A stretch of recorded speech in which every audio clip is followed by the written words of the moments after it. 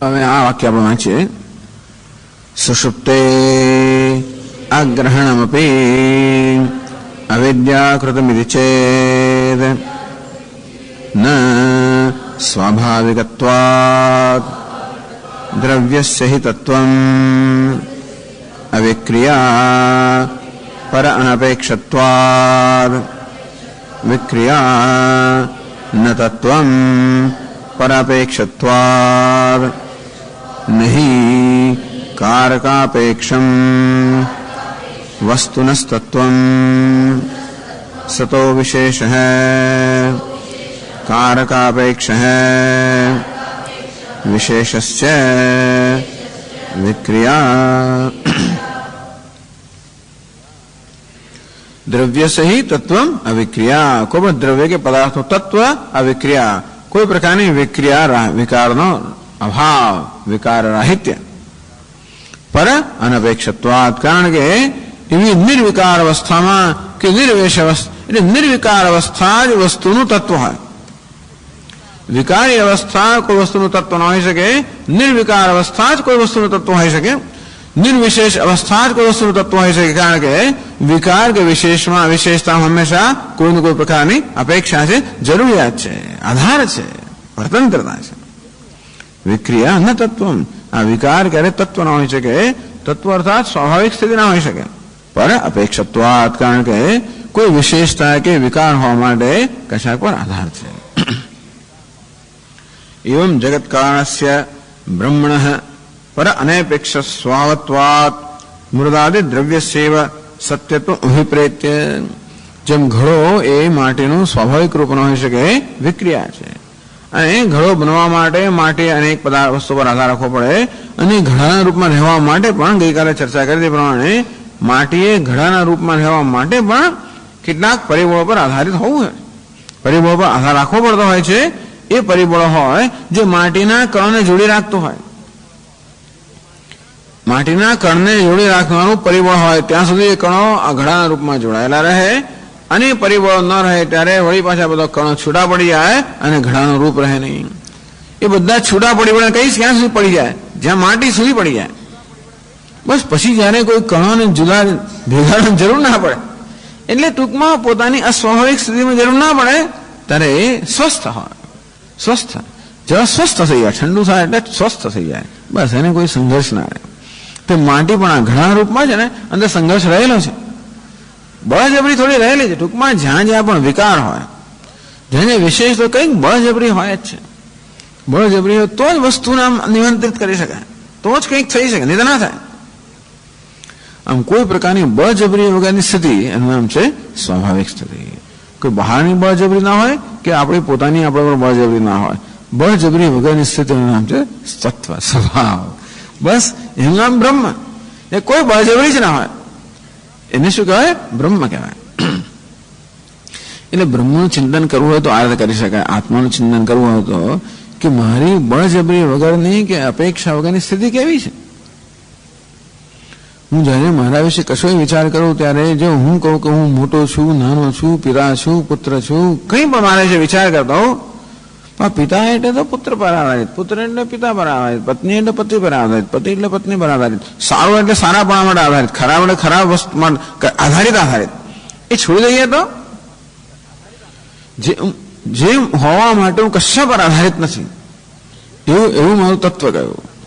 આમ આધાર છોડી દઈએ કે આ તો આને કારણે છે, આ તો હું જાડો છું, શરીરને કારણે છે, પાતળો છું, શરીરને કારણે છે, સ્ત્રી છું, શરીરને કારણે છે, પુરુષ છું, શરીરને કારણે છે, બુદ્ધિમાન છું, બુદ્ધિને કારણે, મૂર્ખ છું, એવું બુદ્ધિને કારણે, અલ્પ છું, એ પણ અલ્પતા ઉપાધિને કારણે, મહાન છું, એ પણ કઈ ઉપાધિને કારણે.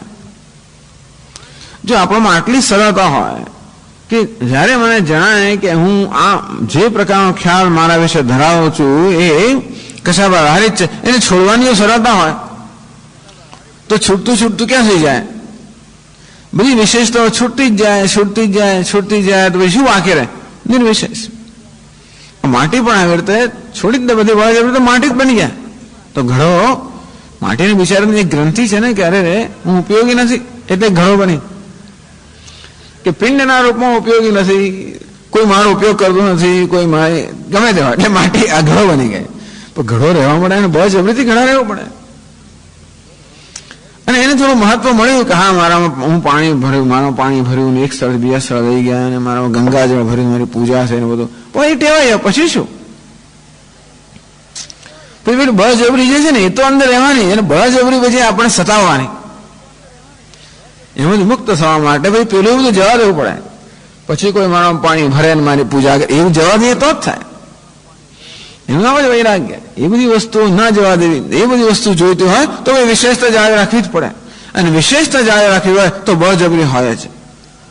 કોઈ સત્તા પણ જાળવી રાખવી પડે. કશું પણ જાળવી રાખવાનો હોય તો હંમેશા કોઈને કોઈ પ્રકારની બળજબરી કે પ્રયત્ન હોવાનો, સંઘર્ષ હોવાનો છે. આમ પાણીને એમ કહું બધાને દધાડું, ચલો એવું કરવું હોય ધારો કે એમ કે પાણી પોતાનું મહત્વ સ્થાપિત કરવા માંગતું બધાને દજાડવું, કોઈ મારા પાસે ના આવે, ગમે તે એની ઈચ્છા હોય તો કે ચાલો હું બધાને ગરમાવા આપો, એમ પણ હોય. તોય પણ એને ગરમ રહેવું પડે. અને ગરમ રહેવું હોય તો એને કંઈક બળજબરી પોતાના પર કરવી પડે. કારણ કે ગરમી એના સ્વભાવથી અલગ છે, સ્વભાવ નથી. અને સ્વભાવથી દૂર રહેવા માટે, અસ્વાભાવિક રહેવા માટે કોઈનો કોઈ પ્રકારનો પ્રયત્ન, જેને બળજબરી આવશ્યક છે. મુક્તિ અર્થાત અસરો બળજબરીમાંથી મુક્તિ. અને આપણે જ આપણી જાત પર બળજબરી જ કરતા હોઈએ છીએ. કારણ કે આપણે પોતે નક્કી કર્યું કે મારી આ જરૂરિયાતો છે, આ તો મને જોઈએ, નાના રોજ તો કેમ ચાલે. જેમ ઘણા લાગે ને પાણી તો ભરાવું તો એ જીવન કેમ હોય શકે, આપણે એમ લાગે છે એ સિવાય જીવન હોય કેમ. આમાં ગંગાજળ તો ભરાવું છે તો જ એ સિવાય જીવન કેમ હોય શકે. માટીને એમ કે હું જીવી કેમ શકું, જો મારું આમ, પણ માટી તરીકે જીવાય એ નથી જાણતી. માટીને એમ કે ઘોડો ના હોય તો જીવાય કેવી રીતે મારાથી, અને તો પછી મારું મહત્વ ના તો મારે જીવાય કેવી રીતે. મને કોઈ આરતી ના અવતાર તમારી આમ કેમ થાય. ટૂંકમાં એવું જો માટી માનતી હોય તો પછી એને ઘડાના રૂપમાં રહેવું જ પડે. માટી શોધી કાઢવાની જરૂર છે કે આવું કશું ના થતો પણ હું જીવી શકું છું. એવીને એકવાર ખાતરી થાય પછી, પણ અત્યારે એવું માટીને ખબર નથી. માટીને એમ કે તો જ હું જીવી શકું, તો જ હું ટકી શકું જો હું ઘડાના રૂપમાં હોઉં તો. કે ભાઈ કુજાના રૂપમાં હો, કશાક રૂપમાં હો તો જ હું જીવી શકું, તો જ ટકી શકું, અને તો ન ટકી શકું એવું માટી માનતી હોય તો પછી એ રૂપમાં રહેવાની એને ફરજ પડે છે. તો હું એમ માનતો કે હું અમુક કઈ વિશેષતાઓ ધરાવતો હોઉં તો જ જીવી શકું, નહીતર પછી હું કોઈ વિશેષતા ન ધરાવતો હોઉં તો સ્વામીજી કોઈ આપણું દરકાર કરતું નથી, અને કોઈ આપણે પૂછતું પણ નથી, અને કોઈ પછી ધ્યાન આપતું કશું કરતું નથી. હા, પણ એની જરૂર શું છે? એવું ના હોય તો હું જીવી કેમ શકું? બધાનું ધ્યાન મારી તરફ ન હોય તો મારે જીવાય કેવી રીતે? એક સેલ્સબર્ગની અંદર એક એને એક હવે તો અભ્યાસ માટે છે, જિજ્ઞાસુ છે. એને ઘણા વર્ષો સુધી નાટકમાં કામ કરેલું, એટલે અભિનેતા એક્ટર હતો, સ્ટેજ પર ત્યાં ન્યુયોર્કમાં બ્રોડવે નાટક. એટલે સ્વામીજી કહ્યું જો પ્રશ્ન આવે છે કે તું એવો આખી દુનિયા તારી સામે જોઈને તું ટેવાઈ ગયો છું. કારણ કે નાટક એટલે શું, તમે જાત જાતનું કરવાનું છે ને, એટલે બધાનું ધ્યાન દોરો ને તમે. એ કે એવામાં તું ટેવાઈ, એટલે એના જે કે અમુક પ્રશ્નો હશે એનું મને આ એક કારણ હતું કે આખી દુનિયા મારી તરફ જુએ, એ માણસે ટેવાઈ ગયેલો હતો, અને પછી અહીં આવ્યા પછી કોઈ ધારો કે જુએ નહીં. બધા સરકાર ને અહીંયા તો શું એક્ટર શું કે આમે બધા પોતપોતાના પડેલો ને એમ બીજા તરફ જોવાની આમ બહુ એ નથી હોતી. પરંતુ એટલે ઘણી વાર આવા પ્રશ્નો ઉપસ્થિત થાય, ઇમોશનલ પ્રોબ્લેમ્સ. આપણને લાગે હવે આપણે તો કોઈ દરકાર કરતું જ નથી, ત્યારે કેવો હતો હું જીવી કેમ શકું, આપણને લાગે ટકી કેમ શકીશું. અને એટલા માટે વિશેષતાઓને આપણે પકડી રાખતા હોઈએ છીએ. વિશેષતાઓને પકડી રાખે કરતા પણ હું વિશેષતાને પકડી રાખતો હોઉં છું. મારા આમ નહીં હોય તો મારું શું થશે, પિતા આમ નહીં હોય તો શું થશે, શું થશે, શું થશે. પણ એ કહે છે કે પિતા હોવું એ પણ સ્વાભાવિક સ્થિતિ છે. અસ્વાભાવિક એટલે એમાં પણ કોઈને કોઈ પ્રકારનું સ્ટ્રેન કે કોઈને કોઈ પ્રકારનું કઈ બળજબરી રહેલી જ છે, કોઈ પ્રકારનો દબાવ રહેલો જ છે. એ ન હોય એવું કહેવાનો હેતુ નથી, પણ એ રીતે હું મારા જીવનની સલામતી માનતો હોઉં, એ પ્રકારે મારા જીવનની હું સફળતા માનતો હોઉં તો ના, એ સફળતા મારો ઘણી બધી કિંમત ચૂકવું. પિતા છું તો ભલે રહ્યો, સારું છે, પણ પિતા ન હો તો હું ન હોઈ શકું, કે માતા ન હો તો હું હોઈ ના શકું, એવું નથી. નહીં કારક અપેક્ષમ વસ્તુન તત્વમ. કારક અપેક્ષા પિતા થવા માટે, માતા થવા માટે, પત્ની થવા માટે, પતિ થવા માટે, પુત્ર થવા માટે, કશું થવા માટે ઘણી બધી કારકની અપેક્ષા હોય છે ને. કારક અપેક્ષા વસ્તુન નહીં ન વસ્તુન તત્વમ. એ વસ્તુનું તત્વ ના હોઈ શકે. એટલે એવમ જગત કારણસ્ય બ્રહ્મણ પર અનપેક્ષ સ્વભાવત્વાદ. બ્રહ્મ જે જગતનું કારણ છે એનો સ્વભાવ છે એ કશા પર આધારિત નથી. જગત કેવું છે? આધારિત છે. આ સત્યની આ જ કસોટી છે. એને જ એ જ અવસ્થાને સત્ય કહેવાય જ્યાં કશા પર આધાર નથી. એ અવસ્થાને વેદાંતમાં મિથ્યા કહેવાય જે વસ્તુ હોવા મળે કશા પર આધાર છે. બસ આટલો જ. તો જગત અર્થાત નામરૂપ આધારિત છે એના અધિષ્ઠાન પર, અસ્થિભાદી પ્રિય પર. અસ્થિભાદી પ્રિય છે એ પોતાના હોવા મળે કોના પર આધારિત છે? કશા પર નહીં. મૃત્તિકા એત્યવ સત્યમ એટલે કહેવામાં આવ્યું વાચારંભણમ વિકારોનામહ્યમ. મૃત્તિકા ઇત્યવ સત્યમ જે વિકાર છે એ વાચારંભણમ વાગારંભણમ વાણી પર આલંબન રાખનારો છે. એટલે કે નામ પર આલંબન રાખનારો છે. નામ ન આપીને બિચારો ઘડો હોય જ નહીં. ઘડાને આપણે નામ આપીએ જ નહીં. ધારો કે તો ઘડો નામની વસ્તુ હોય જ નહીં. પણ સ્વામીજી નામ ન આપણે ઘડો નથી ઓછું. નામ એટલે કે ખ્યાલ. ટૂંકમાં આપણા મનમાં આવો ખ્યાલ જન્માવે, ઘણા પ્રકારનો ખ્યાલ જન્માવે તો જ ઘડો છે. ધારો કે આ પદાર્થ મારા માટી એ પ્રકારનો ખ્યાલ જન્માવે તો, ધારો કે આ તમે દેખાડો મારા મનમાં ખ્યાલ જન્મ માટી, એને નામ કહેવાય. ખ્યાલ જન્મ એને નામ કહેવાય. તો ઘડો છે જ નહીં. ખરું કે નહીં? ધારો કે આ વસ્તુ મારામાં એવો ખ્યાલ જન્માવે જ નહીં. માટી નામનો ખ્યાલ જન્માવે. કોઈ મને આમ સોનાના ટુકડા આપે જુદા જુદા આકારના અને મને સોનાનો જ ખ્યાલ જન્માવે, ધારો કે તો પેલો આકાર છે જ નહીં. વાચારંભણમ એટલે ઘડાનું હોવા પણ શેના પર આધારિત છે? એ નામ પર આધારિત છે, ખ્યાલ પર આધારિત છે. એ સિવાય ઘડાની કોઈ સત્તા નથી. મૃત્તિકા એ તેવ સત્યમ. મૃત્તિકા અર્થાત માટી એ જ આ પદાર્થનું સત્ય છે. કારણ કે માટી પોતાના હોવા માટે કશા પર આધારિત નથી. તેમ જગતનું કારણ બ્રહ્મ પોતાના હોવા માટે કશા પર આધારિત નથી. જરા માટીનો વિકાર છે એ કેવો છે? મિથ્યા છે, અનૃત છે, અસત્ય છે. અંતે બ્રહ્મનું વિકાર જગત છે એ પણ કેવું છે? અનૃત છે. એટલે કે સત વિશેષ કારક અપેક્ષ. સત એટલે પરમાત્મા. જો સતનો અર્થ એવો કરવામાં આવે તો સત વિશેષ કારક અપેક્ષ. આ સત કે બ્રહ્મ છે એનો જે વિશેષ એટલે જગત એ કારક અપેક્ષમ. એ જગત કોઈ કારકની કોઈ વસ્તુની અપેક્ષા રાખે છે. અવિદ્યાની અપેક્ષા, બીજું કઈ નહીં. તો અવિદ્યાની અપેક્ષા રાખે છે તો જ બ્રહ્મમાંથી સર્જન થાય.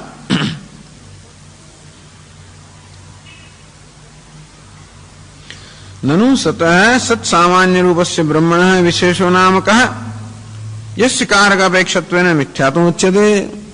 આપ કહો છો કે બ્રહ્મ પોતાના સ્વયં હોવા માટે કશાની અપેક્ષા નથી, તો બ્રહ્મવાળી વિકાર કરો. તો કે વિશેષસ્ય વિક્રિયા. વિક્રિયા વિકારાત્મક જગત. આ સમગ્ર જગત છે એ બ્રહ્મનો વિકાર છે, બ્રહ્મનો વિશેષ છે. અને વિશેષ કે વિકાર જે હોય એ હોવા માટે કશાક પર આધારિત છે અને માટે મિથ્યા છે.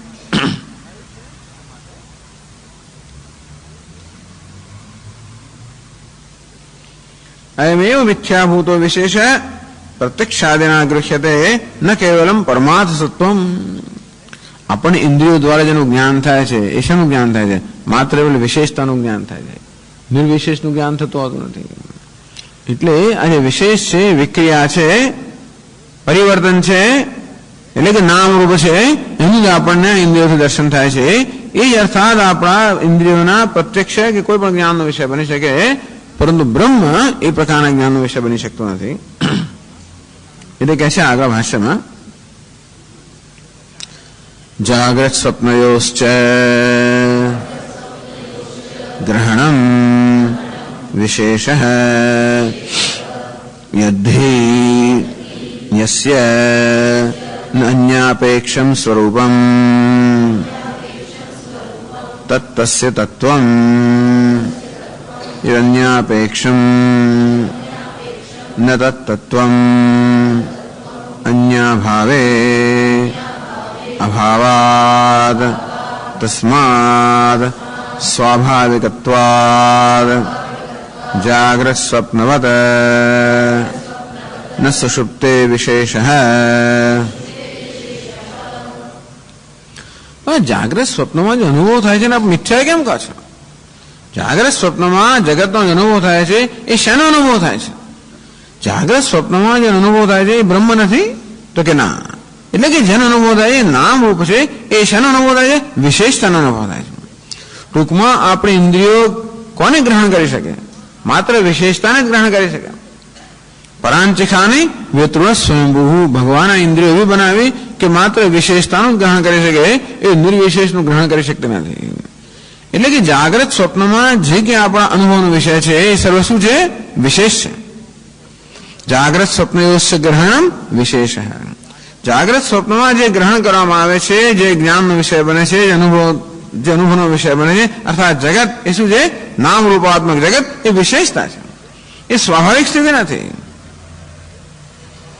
કાળાચિત્તત્વાત, ક્યારેક છે ને ક્યારેક નથી. જાગ્રત સ્વપ્નમાં છે અને સુષુપ્તિમાં નથી. એનો અર્થ એ થયો કે ક્યારેક હોવું ને ક્યારેક ન હોવું, એની વિશેષતા કહેવાય. જે ક્યારેક હોય અને ક્યારેક ન હોય એ જ વિશેષતા. જે હંમેશા હોય એ વિશેષતા ન કહેવાય. જે ક્યારેક હોય અને ક્યારેક ન હોય એનું નામ વિશેષતા. જેમ કે ઘડાપણું ક્યારેક છે અને ક્યારેક નથી. જેમ કે પિતાપણું ક્યારેક છે ક્યારેક નથી. એટલે કે પુત્રના સંદર્ભમાં પિતા છું પણ પિતાના સંદર્ભમાં પિતા નથી. આમ હું પિતા હોઉં, પુત્ર હોઉં, ગમે તે હોઉં, અરે હું સત્તાશાળી હોઉં ત્યારે પણ ક્યારે એ સત્તા હોય ખુરશી હોય ત્યાં સુધી જાણો કે તો હું સત્તાવાન છું. એ ન હોય તો નથી. એટલે જે વસ્તુ ક્યારેક હોય અને ક્યારેક ન હોય એ કેવી છે? આધારિત છે. એ વિશેષતા છે, અર્થાત વસ્તુઓ ઉમેરવામાં આવે છે. એને જ વસ્તુનું સ્વરૂપ કહેવાય જે હંમેશા હોય. અને વસ્તુનો એવો કઈ વસ્તુનો એવું હોય જે ક્યારેક હોય ને ક્યારેક ન હોય, સમજવું કે ઉમેરવામાં આવ્યું છે. જેમ કે જળમાં ઠંડી જે છે, શીતળતા હંમેશા હોય જ. આ ગરમી છે ક્યારેક છે અને ક્યારેક નથી. એનો અર્થ એ આના પર આરોપિત કરવામાં આવ્યું, ઉમેરવામાં આવ્યું. આ વિશેષ કેવું છે? અધ્યારોપિત છે. આમ સર્પ ક્યારેક છે અને ક્યારેક નથી, અને માટે એ વિશેષતા છે, સ્વાભાવિકતા નથી. રજ્જુ હંમેશા છે. એટલે કે આમાં એવું કે જાગ્રત સ્વપ્નયો ગ્રહણ, આ બહુ મોટી વસ્તુની ચર્ચા થઈ રહી છે. બસ આ જ મૂળભૂત વેદાંત છે.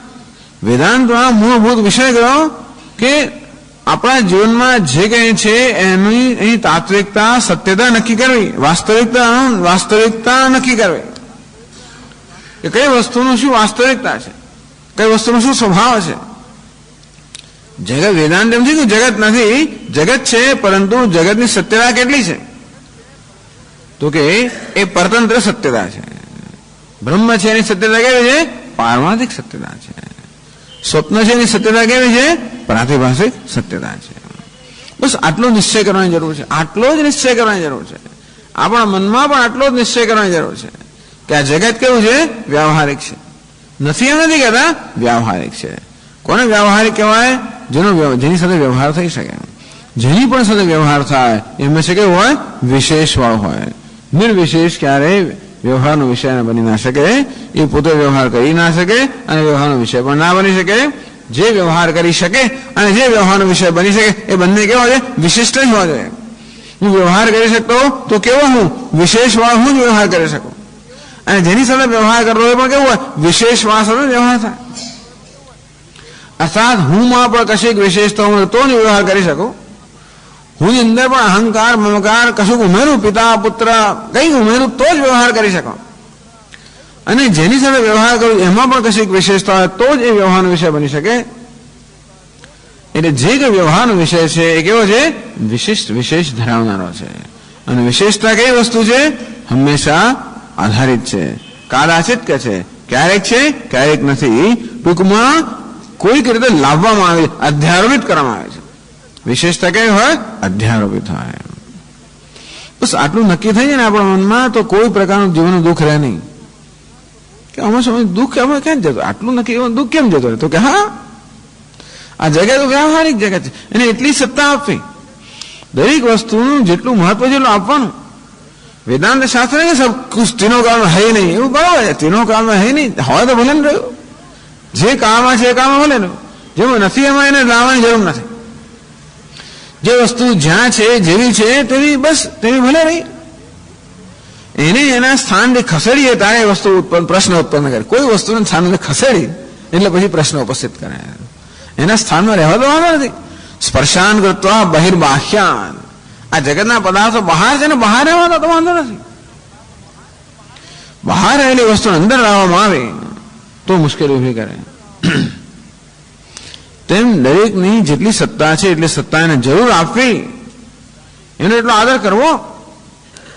નહીં તો એવું મિથ્યા શબ્દ વાપરવાથી કે અનાદર જાણ ઉત્પન્ન ન થતો એવું લાગે છે અમને કે વેદાંત શાસ્ત્ર જગતનો અનાદર કરે છે, એને મિથ્યા કહે. તો કે મિથ્યા કહીને માત્ર એની સત્યતા કેટલી, એ મિથ્યા એ સત્યતાનો નિર્ણય કરવાનો શબ્દ છે, અને એટલી સત્યતાને આપવી. જગતનો વ્યવહારિક સત્યતા છે એને વ્યવહારિક સત્યતા આપી, પારમાર્થિક સત્યતા ના આપી. બસ આટલું જ જાણવું કે આ વિશેષતા છે એના માટે હમણાં છે ને પછી નથી. હમણાં હોય ને પછી ના હોય એના પર આપણે એને પકડીને બેસી ના શકીએ, એના પર આધારિત ના રહી શકીએ.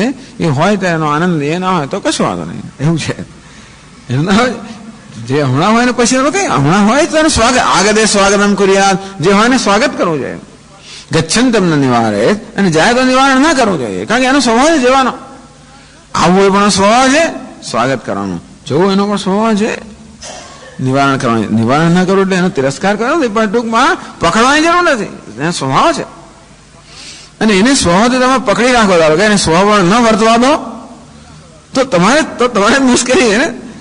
એના માટે દરેક વસ્તુનો કેવો સ્વભાવ જે જાણે ને એ પ્રકારે વ્યવહાર કરો, એ જ વેદાંત શાસ્ત્ર શીખવાડે છે.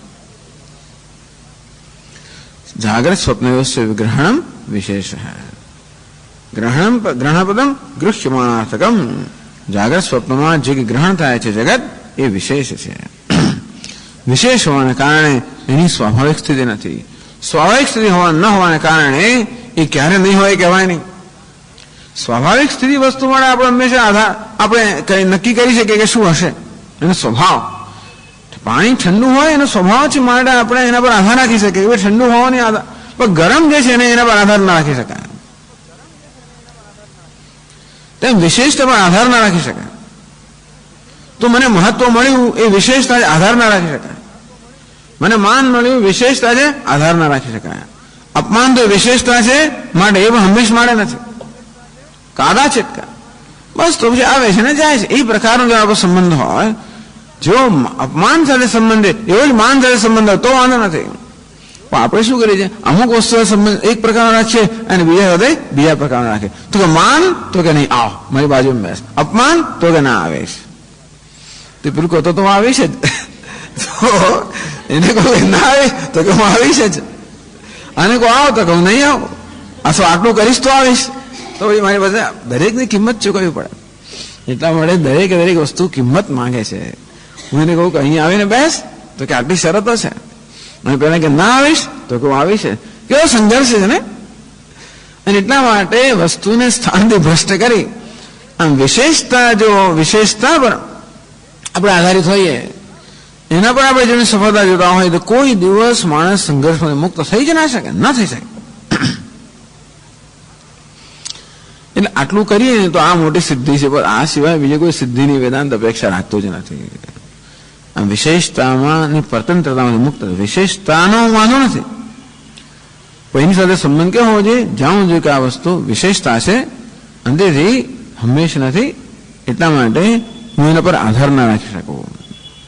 જયારે વસ્તુ હોય સૂર્યોદય થતો હોય ત્યારે માણવો જોઈએ. આખો દિવસ સૂર્યોદય ના થાય ત્યારે માણી શકીએ. હું જાણું છું કે અડધી મિનિટ જ છે, વધારે નથી, થોડીક સેકન્ડો ચૂકે તો પછી એનો જે એની સુંદરતા એની જે લાલાશ હોય છે લાલીમાં જતું રહે. અને પછી જાણું છું કે આ લાલીમાં આટલો વખત છે બરાબર, પછી હું 1 મિનિટ જતી રહે હું રડવા માંડું તો કે નહીં, એનો સ્વભાવ જ છે. પછી તો ગરમ થઈ ગયો અને મને માથું દુખાડે છે તો કે એનો સ્વભાવ છે. માટે માથું ન દુખાડો તો છત્રી રાખો, જે કરવું એ કરો. ટૂંકમાં દરેક વસ્તુનો વિશેષતા, એને વિશેષતા જેનો આદર કરવાનો એટલો આદર કરવાનો. અંદરથી કોઈ પ્રકારની અપેક્ષા ન રાખીએ કે એ હોય ને કદાચ જુદી હોય તો વાંધો નથી. આમ જગત પ્રત્યે કોઈ પ્રકારની અપેક્ષા ન હોય, જગત પોતે છે અને કદાચ જુદું હોય એવી અપેક્ષા ન હોય, એ જગતમાં શરીરનો પણ સમાવેશ થઈ જાય અને મારી મન બુદ્ધિનો સમાવેશ થઈ જાય.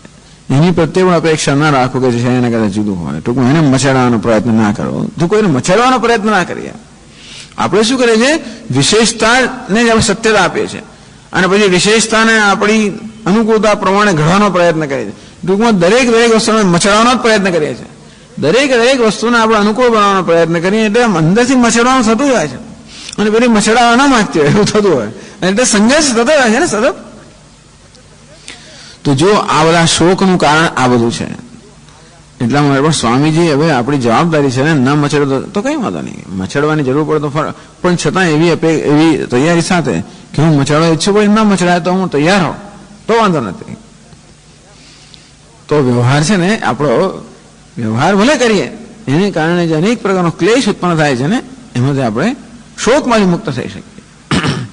શોકમાંથી કેમ મુક્ત થવું? કઈ કલ્પના પણ ના આવે આમાં તો કંઈ કરવાનું રહ્યું જ નહીં. તો કે હા કશું કરવાનું, શોકમાંથી મુક્ત થઈને કંઈ કરવાની જરૂર છે. વિશેષતાને મુક્ત કરવાની જવાની, વિશેષતા લાવવા માટે કરવાની જરૂર છે. વિશેષતાને મુક્ત થવા માટે કશું કરવાની જરૂર નથી. એટલા માટે વેદાંત શાસ્ત્ર કહે કરવાની જરૂર નથી, કરવાનો ત્યાગ જ સારો છે. જ્યાંથી કરવા માંગીએ તો વિશેષતા લાવવા જ માંગીએ છીએ કે છોડવામાં કંઈક વિશેષતા કરવાનું બધું વિશેષતાના સ્થળે જ હોય. વેદાંત લોકોને કરવા માટે કેમ થોડુંક કે કર્મનો ત્યાગ કેમ કહે છે?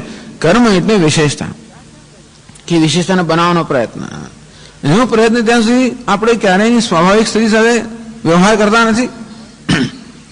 કર્મ છોડવું એટલે કે આમ કર્મ છોડી દેવાનો થઈ નહીં કે બસ કંઈ કામ ના કરવું, એનું કર્મ છોડી દેવું નથી કહેતા. કર્મને છોડી દેવું એટલે વસ્તુને મચડવાનું છોડી દેવું, નમ કર્મ.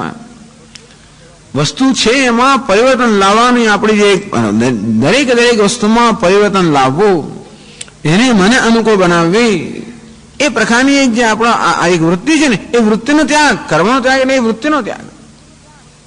માણસ કામ છોડી દે વૃત્તિ ના છોડે એટલે પછી આખો દાડો ફરિયાદ કર્યા કરે. કર્મ કરતા હોઈએ, પ્રયત્ન કરીએ તો પછી આપણે આપણી રીતે અનુકૂળ બનાવીએ તો બરોબર છે. પણ કર્મનો ત્યાગ કર્યો અને અનુકૂળ અને અપેક્ષાનો ત્યાગ નથી કર્યો એવું નહીં. કર્મનો ત્યાગ, કર્મ શું કરે છે? હંમેશા બાહ્ય પરિવર્તન કરે છે. જ્યારે વેદાંત શાસ્ત્ર કહે કે કર્મનો ત્યાગ એટલે આ બહાર પરિવર્તન લાવવાની જરૂરિયાતનો ત્યાગ. એટલે વસ્તુઓ મને અનુકૂળ હોય તો જ અમને માણી શકું એ પ્રકાર મારે એક આગ્રહ છે એનો ત્યાગ. અને આગ્રહનો ત્યાગ ન થયો હોય તો કર્મનો ત્યાગ ન કરવો, કારણ કે પછી કર્મનો ત્યાગ કર્યો અને આગ્રહનો ત્યાગ ન કરતો, આગ્રહને પૂરો કરવા માટે અમારી પાસે કોઈ સાધન જ ના રહ્યું. આગ્રહ છે ત્યાં સુધી કર્મ રહેવું જ જોઈએ. એમાં કશું ખોટું, આગ્રહ હોય એમાં કંઈ ખોટું નથી, પણ આગ્રહ હોય અને એ આગ્રહને પૂરો કરવાનો પ્રયત્ન ના હોય તો ખોટું છે. આગ્રહ હોય તો આગ્રહને પૂરો કરવાનો પ્રયત્ન થવો જોઈએ, એ ના નથી. એટલે જયારે વેદાંત શાસ્ત્ર કહે કે કર્મનો ત્યાગ થવો જોઈએ ત્યારે આગ્રહનો ત્યાગ થવો જોઈએ.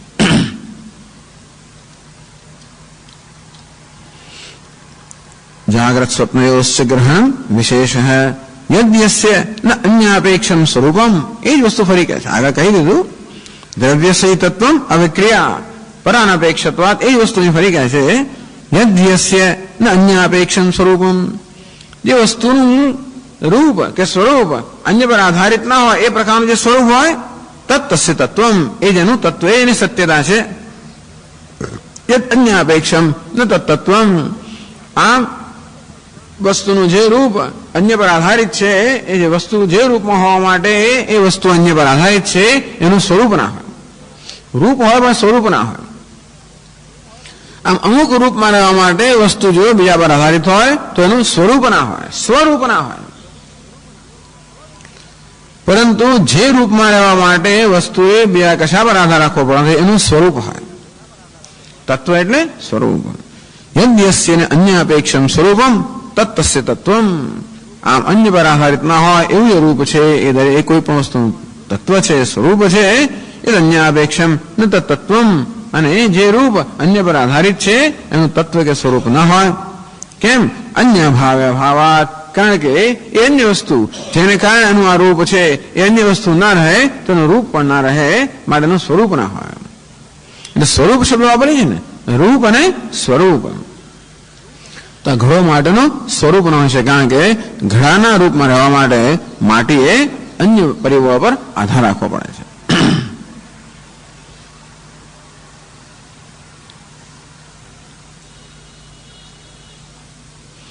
યદ્યસ્ય કાદાચિત્કમ રૂપમ ન તત્પસ્ય તત્વમ.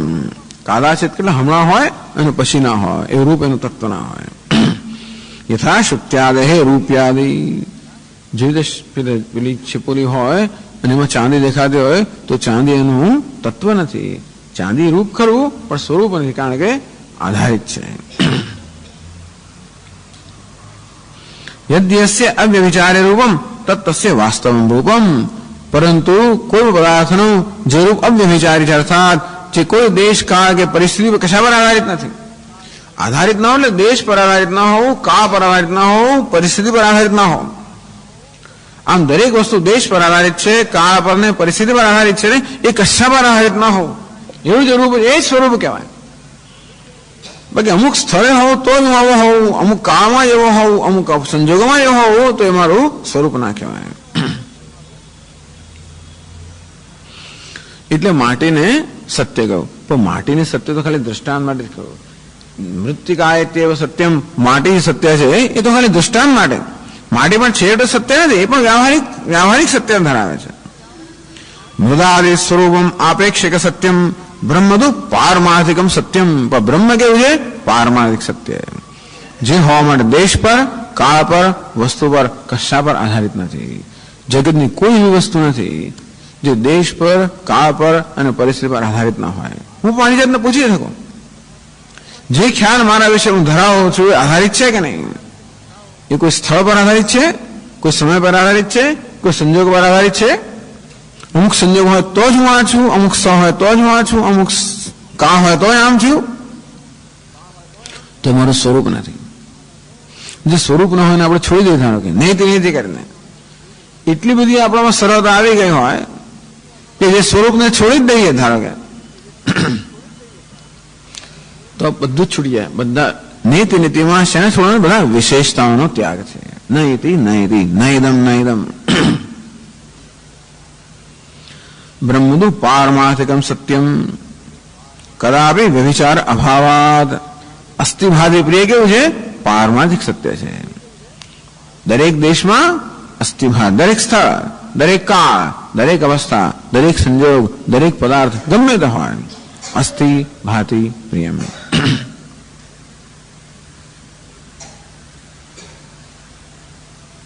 એટલે અજ્ઞાન પણ છે સ્વાભાવિક અવસ્થા નથી, જીવપણું પણ સ્વાભાવિક નથી. કઈ જીવપણાનો પણ ત્યાગ થાય છે. જ્ઞાન થતા જીવપણું પણ જતો રહે, અજ્ઞાન પણ જતો રહે. માટે અજ્ઞાનમાં સ્વાભાવિક નથી, સંસારમાં સ્વાભાવિક નથી, જીવપણું સ્વાભાવિક નથી. એટલે કહ્યું તસ્માત સ્વાભાવિકત્વાદ જાગ્રત સ્વપ્નવત ન સુષુપ્તે વિશેષ. એ ટૂંકમાં સુષુપ્ત એ નિર્વિશેષ અવસ્થા છે, જાગ્રત સ્વપ્ન સવિશેષ અવસ્થા છે. આ અવસ્થામાંથી કઈ અવસ્થા સાચી અને કઈ અવસ્થા ખોટી? તો જાગ્રત સ્વપ્નમાં હંમેશા વિશેષવાળી અવસ્થા છે, અને માટે વિશેષ એ સ્વાભાવિક નથી. માટે જાગ્રત સ્વપ્ન કેવી છે?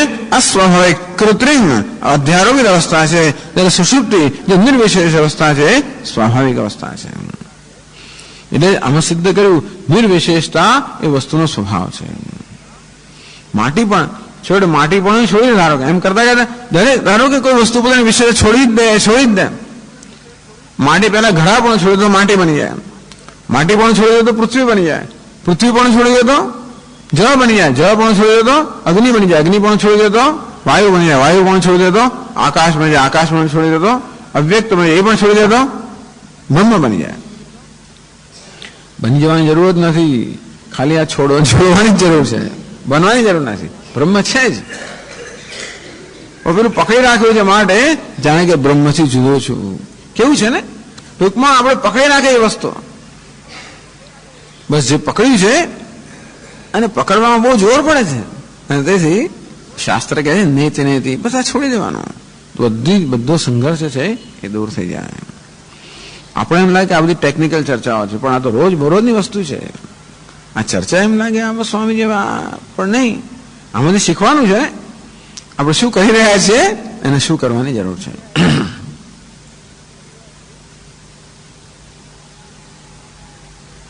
यथा जागृत स्वप्नयोः अनुभूयमानो विशेषः कालाचित्तत्वात् अविद्याकृतः तथा सुषुप्ते अद्वयं वस्तु न विद्याकृतम अन्य अनपेक्ष स्वभावत्वात्.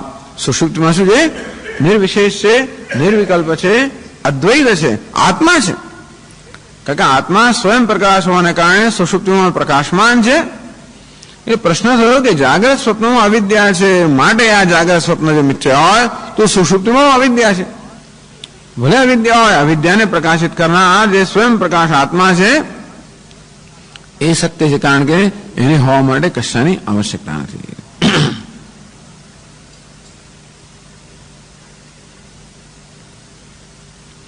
પરંતુ હવે એટલે આ તો સિદ્ધ કર્યું કે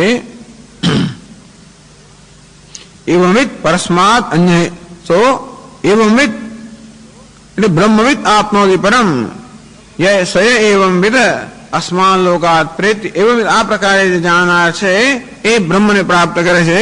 આ બધી દલીલો સિદ્ધ કરવામાં આવ્યું કે બ્રહ્મનું જ્ઞાતા છે એ બ્રહ્મથી ભિન્ન નથી, બ્રહ્મ જ છે. ઘણા લોકો એમ કહેતા હોય કે બ્રહ્મમાંથી ભિન્ન છે, ઈશ્વર જુદો છે, તો એની વાત પણ આગળ કરે છે અહીં. યેષામ પુનઃ ઈશ્વર અન્યઃ આત્મનઃ કાર્યમ ચ અન્યત તેષામ ભય અનિવૃત્તિઃ ભયસ્ય અન્ય નિમિત્તત્વાદ સતશ્ચ અન્યસ્ય આત્મહાન અનુપપત્તિઃ ન ચ અસતઃ આત્મલાભઃ. યેષામ એટલે યેષામ મતે જેમના મતમાં પુનઃ ઈશ્વર અન્ય આત્મન જેમના અભિપ્રાય પ્રમાણે ઈશ્વર આત્મા કરતા જુદો છે, બ્રહ્મ આત્મા કરતા જુદું છે, એવો જેનો અભિપ્રાય છે. ટૂંકમાં અદ્વૈત વેદાંત સિવાય બધાનો અભિપ્રાય છે. સાંખ્ય વગેરે લોકો પણ પુરુષને પ્રકૃતિને ભિન્ન માનતા હોય, નૈયાયિક લોકો પણ ઈશ્વર અન્ય માનતા હોય. યેષામ પુનઃ જેમના અભિપ્રાય પ્રમાણે ઈશ્વર આત્મા અન્ય ઈશ્વર આત્મા કરતા અન્ય છે. કાર્યમ ચ અન્યત ઈશ્વર પણ જુદો, કાર્ય એટલે જગત પણ જુદું, આવું જે લોકો માને છે. જેમ કે સાંખ્ય લોકો પુરુષ અને પ્રકૃતિને જુદા માને, ઈશ્વર તો એ લોકો સ્વીકારતા નથી, પણ નૈયાયિક લોકો હવે તો જગતને જુદું માને, આત્માને જુદો માને, ઈશ્વરને જુદો માને. કાર્યમ ચ અન્યત તેષામ ભય અનિવૃત્તિ એ લોકો ક્યારે પણ ભયમાંથી મુક્ત થઈ ના શકે, એટલે એમની ભયની નિવૃત્તિ ક્યારે પણ ના થઈ શકે. કેમ ના થઈ શકે? ભયસ્ય અન્ય નિમિત્તત્વાત ભય હંમેશા અન્ય પર આધારિત છે, અન્ય હોય ત્યાં ભય હોવાનો જ.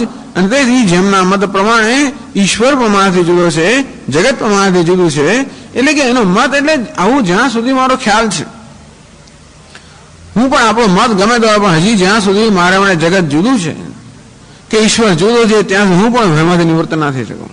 પણ અહીં તો ચર્ચા કરે છે જે લોકો આ પ્રકારનો સિદ્ધાંત ધરાવે છે, જે લોકોના સિદ્ધાંતમાં કે જે લોકોના મતમાં ઈશ્વર પણ જુદો અને જગત પણ જુદું, એમના મત પ્રમાણે જો આપણે એનો મત સ્વીકારીએ તો ક્યારેય પણ જીવનમાં ભયની નિવૃત્તિ હોઈ જ ના શકે, ક્યારેય જીવનમાં નિર્ભયતા ના હોઈ શકે.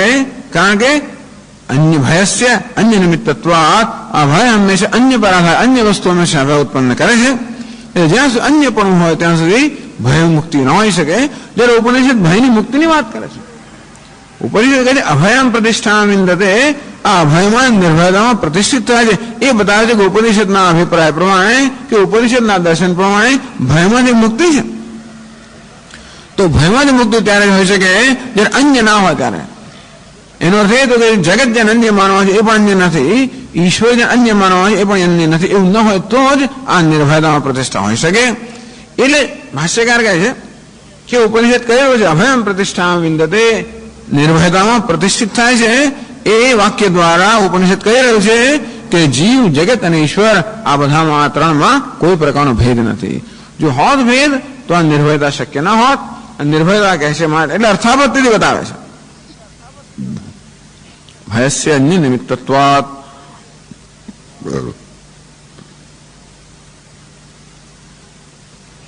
પણ આપણે કહીએ કે ભલે ને ઈશ્વર ધારક હોય, જગત ધારક હોય, નનુ પરમાર્થતઃ અન્યસ્યાપી સતઃ ઈશ્વરસ્ય વિદ્યા નાશ સંભવાત.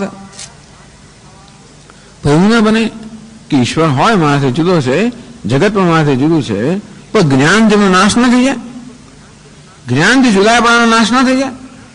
ધારો કે ઈશ્વર છે જુદો છે અને એટલે જુદાપણું સત્ય છે, તો ધારો કે ઈશ્વરને મારા વચ્ચેનો ભેદ સત્ય હોય, જગતને મારા વચ્ચેનો ભેદ સત્ય હોય, તો એ ભેદનો નાશ ના થાય કે વિદ્યાથી કે જ્ઞાનથી આ જગતનો ઈશ્વરનો નાશ ના થઈ જાય? વિદ્યાઓ ના કરી શકે. અને એમ એટલે ધારો કે આ ઉપનિષદ કહે છે ને કે જ્ઞાની પુરુષ નિર્ભયતામાં પ્રતિષ્ઠિત થાય છે. આપણે કહ્યું કે એનો અર્થ શું કરવાનો? નિર્ભયતામાં પ્રતિષ્ઠિત થાય છે. માટે કોઈ પ્રકારનો ભેદભાવ ન હોવો જોઈએ, કારણ જ્યાંથી ભેદભાવ હોય ત્યાંથી નિર્ભયતા ન હોઈ શકે. એટલે આ પૂછે છે કે એવું કેમ ન બને કે જ્ઞાનને કારણે બધો ભેદભાવ નષ્ટ થઈ ગયો? ભેદભાવ છે, સાચો ભેદભાવ છે. ઈશ્વર ને જીવ વચ્ચે, જીવ ને જગત વચ્ચે છે વાસ્તવમાં ભેદભાવ, પણ જ્ઞાન થવાને કારણે આ બધો ભેદભાવ નષ્ટ થઈ ગયો અને માટે નિર્ભયતામાં પ્રતિષ્ઠિત. એમ કેમ ના કહે? આપ કહો છો ભેદભાવ છે જ નહીં, પણ એવું શા માટે? જયારે અજ્ઞાની હતો ત્યારે એને ભય હતો, હવે જ્ઞાન થયું ત્યારે જે ભેદભાવ છે નષ્ટ થઈ ગયો અને માટે હવે એ નિર્ભયતામાં પ્રતિષ્ઠિત. એમ કેમ ના કહેવાય? તો કે નહીં, સતશ્ચ અન્યસ્ય આત્મહાન અનુપત્તિ. જે વસ્તુ સત્ય હોય એનું ક્યારેય પણ નાશ ન થાય. અને તો એ ઈશ્વર જેમાંથી ભિન્ન હોય અને સત્ય હોય, જગત પણ ભિન્ન હોય અને સત્ય હોય, આત્મહાન અર્થાત ક્યારે પણ એનું સ્વરૂપનો નાશ ન થાય. એટલે કે જ્ઞાન એ કોઈ વસ્તુનો નાશ ન કરી શકે, કશી વસ્તુ નાશ ના કરે. જ્ઞાન કોઈ વસ્તુ સ્વરૂપનો નાશ કરી જ ના શકે. એટલા માટે જગતમાંથી ભિન્ન હોય, ઈશ્વરમાંથી ભિન્ન હોય, તો ઈશ્વરનો કે જગતનો કોઈ વસ્તુ નાશ ન કરી શકે, કે ભેદભાવનો પણ જ્ઞાનથી નાશ ના થઈ શકે. જ્ઞાન તો ભેદભાવને દેખાડે છે, જ્ઞાન જે સત્ય હોય દેખાડે. માટે ભેદભાવ સત્ય હોય તો જ્ઞાનને દેખાડવાનું છે. તો નિર્ભયતામાં પ્રતિષ્ઠિત ન થવાય. નિર્ભયતામાં પ્રતિષ્ઠા છે એટલા માટે આ પ્રકારનો ભેદભાવ ન હોવો જોઈએ. ન છે અસત આત્મલાભ, જે નથી એ થઈ પણ ના શકે. એ જે છે એનો જ્ઞાનથી જે છે એનો નાશ પણ ના થાય, અને જે અભેદ નથી એ ઉત્પન્ન પણ ના કરી શકાય. તો જેમની દ્રષ્ટિમાં ભેદભાવ સત્ય છે એમની દ્રષ્ટિમાં ભેદભાવનો કોઈ નાશ થઈ ના શકે. જો ભેદભાવ પારમાર્થિક સત્ય હોય તો જ્ઞાન તેનો નાશ પણ ના થાય, કે અભેદ જે નથી એ જ્ઞાનથી ઉત્પન્ન પણ ના થઈ શકે. અને તેથી નિર્ભયતામાં પ્રતિષ્ઠા શક્ય નથી. ટૂંકમાં નિર્ભયતામાં પ્રતિષ્ઠા છે એ જ બતાવે છે કે અભેદ છે, અદ્વૈત છે, અદ્વિતીયતા છે, તો જ નિર્ભયતામાં પ્રતિષ્ઠા હોઈ શકે.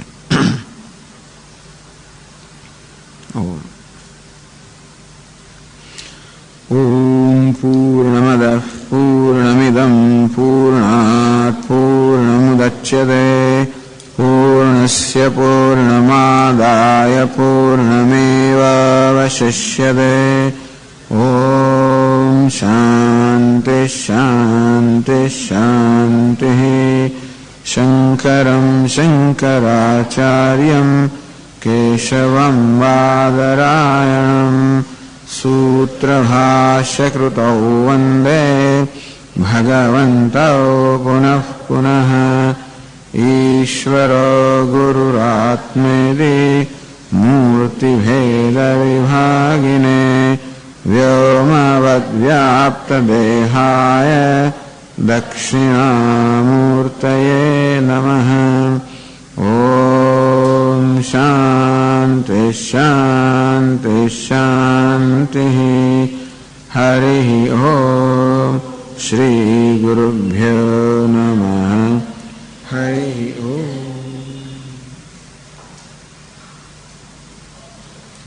ઋષે યશ્ચાસાવાદિત્યે સ એકઃ સય એવં વિત અસ્માન લોકાત પ્રેત્ય એતમન્નમયમાત્મના उपसंक्रामते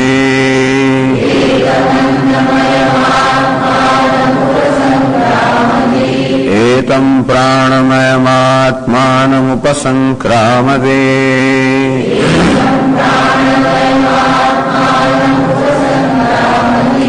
एतं मनोमयमात्मानमुपसंक्रामते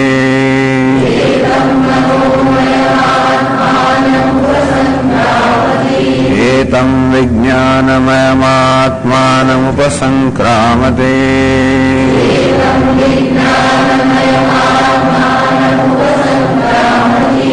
एतमानन्दमयमात्मानमुपसंक्रामते यदि विद्यावान स्मात्मनः अन्यत् न पश्यति ततः अभयं प्रतिष्ठां विन्दते। श्रुते गयो अभयं प्रतिष्ठां विन्दते। अविद्वान अथवा જ્ઞાની મહાપુરુષ નિર્ભયતામાં પ્રતિષ્ઠિત થાય છે એ ત્યારે જ હોઈ શકે જ્યારે સ્વાત્મ અન્યત ન પશ્યતિ, એ પોતાને અન્ય કોઈની દ્રષ્ટિએ તો ન હોય, અર્થાત એની દ્રષ્ટિમાં આત્મને અન્ય કંઈ જ ન હોય, ત્યારે જ આ પ્રમાણે નિર્ભયતામાં પ્રતિષ્ઠા સંભવિત છે. એવું ક્યારે બની શકે? અન્ય તો બધાના અનુભવનો વિષય છે. અન્યસ્ય ચ અવિદ્યાકૃતત્વે, જેના આપણે અન્ય માનીએ છીએ, આત્મ અન્ય જેને માનવામાં આવે છે અવિદ્યાકૃતત્વે, એ વાસ્તવમાં જ અવિદ્યાની જ ઉપજ હોય. વિદ્યા અવસ્તુ દર્શનોપત્તિ, અને તો જ વિદ્યાથી જ્ઞાનથી એ અવસ્તુ છે, અર્થાત માત્ર દેખાવ છે, આભાસ છે અને વાસ્તવિક નથી. એ પ્રકારે એનું દર્શન તો જ શક્ય બને જ્યારે જેને અન્ય માનવામાં આવે છે એ અવિદ્યાથી ઉત્પન્ન થયું હોય. તદ્દિ દ્વિતીયસ્ય ચંદ્રસ્ય સત્વમ યત અતૈમિરિકેણ ચક્ષુષ્મતા ન ગૃહ્યતે. જેમ કે દ્વિતીય ચંદ્ર, એ બીજો ચંદ્ર જે દેખાય છે એ બીજો ચંદ્ર માત્ર આભાસ છે, સત્ય નથી. એ ત્યારે સિદ્ધ થાય, ત્યારે જ નક્કી થાય જ્યારે જેને તુર્ય નામનો રોગ ન થયો હોય, જેના ચક્ષુમાં તુર્ય નામનો રોગ ન હોય, એની જયારે બીજો ચંદ્ર ન દેખાય, અથવા જેના ચક્ષુ નિર્દોષ છે એ નિર્દોષ ચક્ષુ હોય જયારે બીજો ચંદ્ર ન દેખાય, ત્યારે નક્કી થાય કે બીજો ચંદ્ર જેને દેખાય છે એ આભાસ છે, મિથ્યા છે.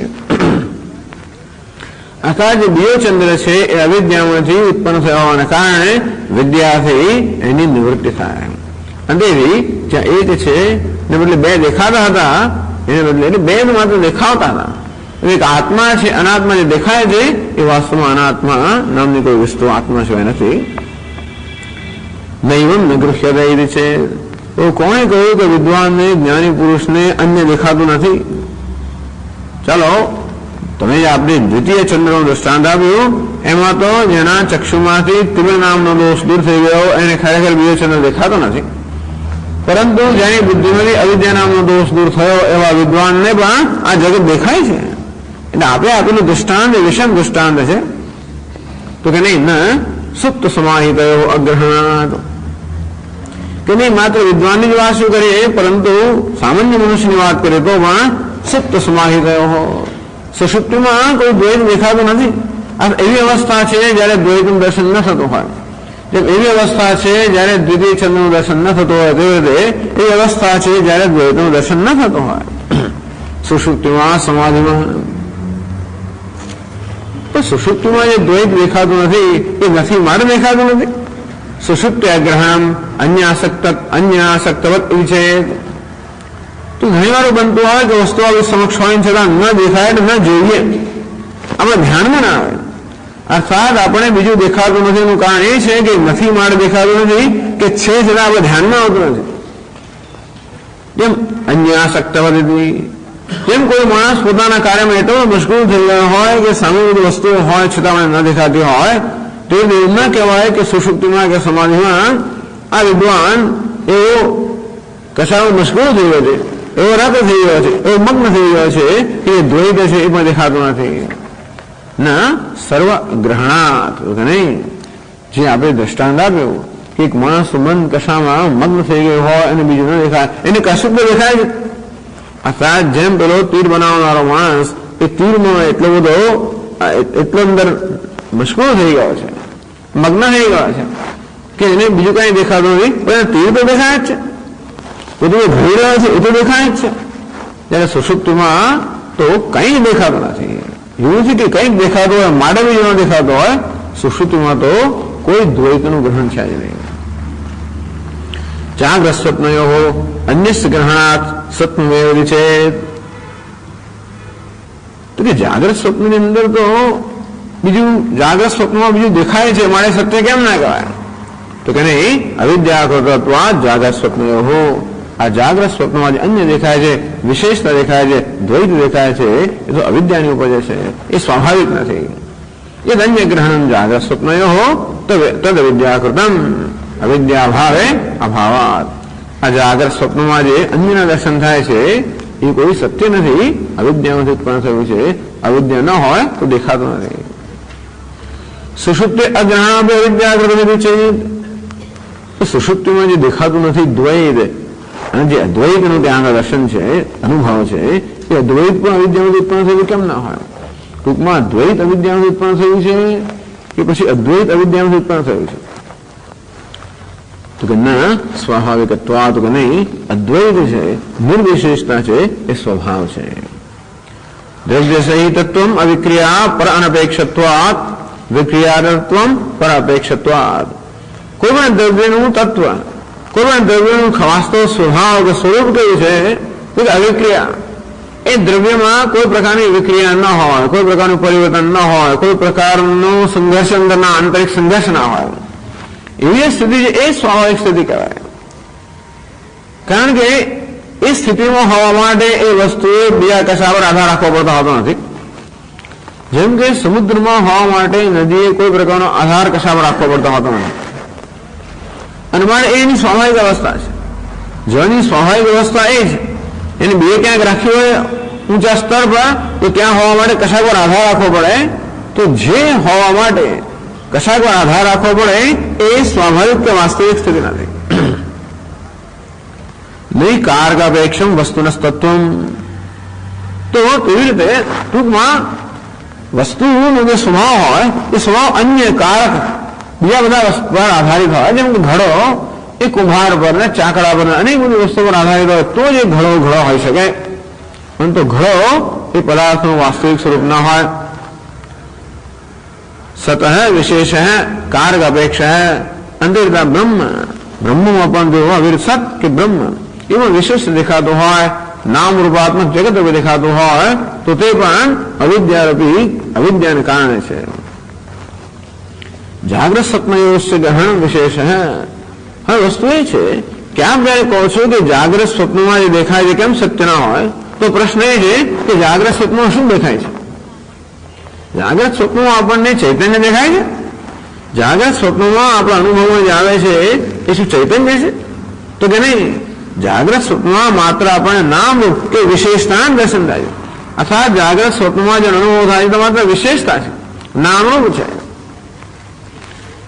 અને એ વિશેષતા હોવા માટે કોઈ વસ્તુએ કોઈ વિશિષ્ટ અવસ્થામાં હોવા માટે હંમેશા કશાક પર આધારિત હોવો જોઈએ. જેમ દ્રષ્ટાંત આપીતા એમ કે જળ પાણી એને ગરમ હોવા માટે અગ્નિ પર આધારિત હોવું જોઈએ. શીતળતા એ જળનો સ્વભાવ છે. આમ શીતળ હોવા માટે જળે કશા પર આધારિત હોવું પડતું નથી, અને માટે એની સ્વાભાવિક વ્યવસ્થા કહેવાય. વિશેષ ઉમેરવામાં આવે કોઈ વસ્તુમાં, કશાકમાં સફેદ અને લાલ કરવામાં આવે, આવું કરવામાં આવે, કેસરી કરવામાં આવે, સ્વાભાવિક અવસ્થા નથી. કેસરી રહેવા માટે કશાક પર આધારિત હોવું પડે. અંતેથી જો ધ્યાન ના રાખવામાં આવે એને તડકામાં સુકામાં તો રંગ ઉડી જાય, અને પછી પાણીમાં પછી ગરમ પાણીમાં ધોવામાં તોય રંગ ઉડી જાય, અને સાબુ નાખવામાં તો આ રંગ ઉડવાને માટે તૈયાર જ છે. જે વસ્તુ સ્વાભાવિક છે હંમેશા જવા માટે તૈયાર નથી, કારણ કે એને હોવા માટે કારણ છે. એ છે કે અંદર કારણ છે, એ કારણ ના વસ્તુ રહી. આ કેમ એવું દેખાય છે આજે આપણે ઘણા આશ્ચર્ય થાય ને, અહીં ક્યાં છે? કઈ કારણ હોવું જોઈએ. એ કારણ ના હોય તો એ ના હોય. તો યસ્યાન્યાપેક્ષમ સ્વરૂપમ તતસ્ય તત્વમ. અંતેથી આ વસ્ત્રનું સ્વરૂપ તો કે શ્વેત સફેદ, એ સફેદ હોવા માટે એનું કશા પર આધારિત હોવાની જરૂર નથી. સ્વામી ગંદુ થઈ જાય ને સફેદ વસ્ત્ર, સફેદ હોવા માટે પણ આધારિત છે. તો ગંદાપણું કશાક પર આધારિત છે. આમાં ડાઘ પડે હોય, ડાઘ એની સ્વાભાવિક અવસ્થા એટલામાં નથી કે ડાઘ માટે વળી કશાકનો સંપર્કની જરૂર છે. યદ અનપેક્ષમ યદ અન્ય અપેક્ષમ ન તત્વમ. તેથી જે કોઈ અવસ્થા હોય જે અન્ય પર અપેક્ષિત છે એ વસ્તુ તત્વ અર્થાત સ્વાભાવિક સ્વરૂપ નથી. આ નામ આ વિશેષતા પણ છે, એ વિશેષતા હોવામાં પણ આધારિત છે. ટૂંકમાં વિશેષતા ત્યારે હોઈ શકે જ્યારે કોઈ પ્રકારની વિક્રિયા હોય. એ વિક્રિયા ત્યારે હોય જ્યારે કોઈ એક વસ્તુ બીજા પર કોઈ અસર કરતી હોય. આ રીતે દ્વૈત હોય તો જ વિશેષતા હોઈ શકે, અને વિશેષતા હોય તો જ આ પ્રકારે દ્વૈતનું દર્શન હોઈ શકે. તેથી વિશેષતા છે એ સ્વાભાવિક નથી. અન્ય ભાવે અન્ય ભાવાત. અહીં તો કહેવામાં આવ્યું કે અજ્ઞાનને કારણે આ દ્વૈત છે, અજ્ઞાન ન હોય તો દ્વૈત ન હોય. જેમ કે સુષુપ્તિ, સુષુપ્તિમાં એક એવી અવસ્થા છે અજ્ઞાન નથી. એ રીતે અજ્ઞાનની બે અવસ્થાઓ છે, આવરણ અને વિક્ષેપ. તો વિક્ષેપ નામનું અજ્ઞાન જયારે હોય ત્યારે આ દ્વૈત કે વિશેષ હોઈ શકે. જાગ્રત ને સ્વપ્ન અવસ્થામાં આવરણ છે, વિક્ષેપ પણ છે, એને કારણે આ વિશેષતાઓ છે. સુષુપ્તિમાં આવરણ છે પણ વિક્ષેપ નથી, અને માટે કોઈ વિશેષતા નથી. એટલે કે આ વિશેષતા ઉત્પન્ન કરનાર જે વિક્ષેપ નામનું અવિદ્યા છે એ સુષુપ્ત ન હોવાના કારણે આપણે ત્યાં દ્વૈત દેખાતું નથી. કારણ કે એ દ્વૈતને હોવા માટે જે આવશ્યકતા છે એ અજ્ઞાન ત્યાં નથી. આવરણ છે તો વિક્ષેપ નથી. હવે તો જાણીએ બધા અજ્ઞાન, અવિદ્યા, આવરણ, વિક્ષેપ. પછી પરોક્ષ જ્ઞાન, અપરોક્ષ જ્ઞાન, દુઃખ નિવૃત્તિ અને નિરંકુશા તૃપ્તિ. તો વિશેષ હોવા માટે વિક્ષેપ હોવો જોઈએ. જાગ્રત સ્વપ્નમાં વિક્ષેપ છે, સુષુપ્તમાં વિક્ષેપ નથી. વિક્ષેપને કારણે જાગ્રત સ્વપ્નમાં વિશેષતા છે. સુષુપ્તમાં વિક્ષેપ ન હોવાને કારણે વિશેષતા નથી. એટલે સુષુપ્તિની અવસ્થા છે દ્વૈત રાહિત્ય, એ અવસ્થા સ્વાભાવિક છે. કારણ કે એ હોવા માટે કશા પર આધારિત હોવાની જરૂર નથી. તસ્માત સ્વાભાવિકત્વાત જાગ્રત સ્વપ્નવત ન સુષુપ્તે વિશેષ. અર્થાત સુષુપ્તમાં જે નિર્વિશેષ અવસ્થા છે એ સ્વાભાવિક છે, જાગ્રત સ્વપ્નમાં જે વિશિષ્ટ અવસ્થા છે એ સ્વાભાવિક નથી. યેષામ પુનઃ ઈશ્વર અન્ય આત્મઃ કાર્યમ ચન્યત તેષામ ભય અનિવૃત્તિ. પણ જે લોકો ઈશ્વરને પોતાને ભિન્ન માને છે અને જગતને પણ પોતાને ભિન્ન માને છે, એટલે જીવને ઈશ્વર વચ્ચેનો ભેદ, જીવ જગત વચ્ચેનો ભેદ અને ઈશ્વર જગત વચ્ચેનો ભેદ, આ પ્રકારના ભેદનો જે સ્વીકાર કરે છે અર્થાત જે જગત સત્ય છે એમ માને છે, તેષામ મતે ભય અનિવૃત્તિ. એમના મતમાં ભયની ક્યારે પણ નિવૃત્ત થઈ જ ના શકે. અન્યસ્ય ભયસ્ય અન્ય નિમિત્તત્વાત. એ વસ્તુ તો સિદ્ધ છે કે અન્ય દ્વિતીયાદ્વય ભયમ ભવતી. જે અન્ય હોય ત્યાં ભય હોવા માટે અન્યની જરૂર છે. આમ દ્વિતીય હોય, અન્ય હોય, ભેદમાં હોય ત્યાં જ ભય શક્ય છે. અને જ્યાં જગત માટે ભિન્ન હોય, ઈશ્વર માટે ભિન્ન હોય ત્યાં ભેદમાં રહેવાનું, અને ત્યાં ભયમાંથી સંપૂર્ણ નિવૃત્તિ શક્ય નથી. શાસ્ત્ર કહે છે અભયમ પ્રતિષ્ઠા વિંદતે, એ નિર્ભયતામાં પ્રતિષ્ઠિત થાય છે. એનો અર્થ એ થયો કે કોઈ પણ પ્રકારનો ભેદભાવ ન હોવો જોઈએ. પણ ઈશ્વરનું જગત ભણે રહ્યું, જ્ઞાન જેનો નાશ ના થઈ શકે. જ્ઞાન બધી વસ્તુનો નાશ ન કરી નાખે.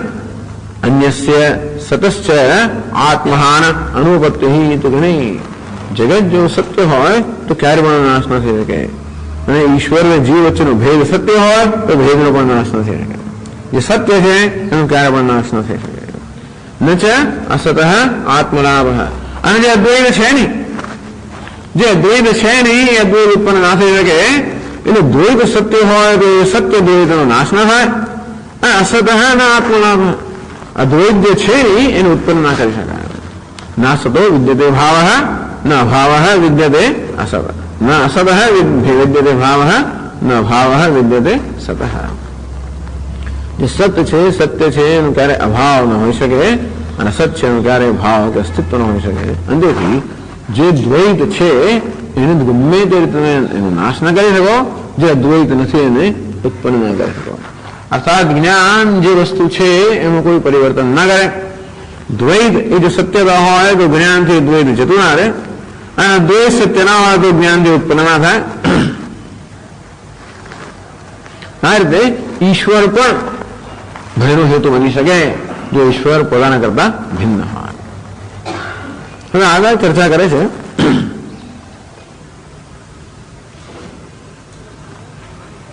નनु ઈશ્વરસ્ય પ્રાણીકર્મ સાપેક્ષસ્યૈવ અસ્માભિવ હેતુત્વમ ઉપેયતે ન સત્તા માત્રેણ.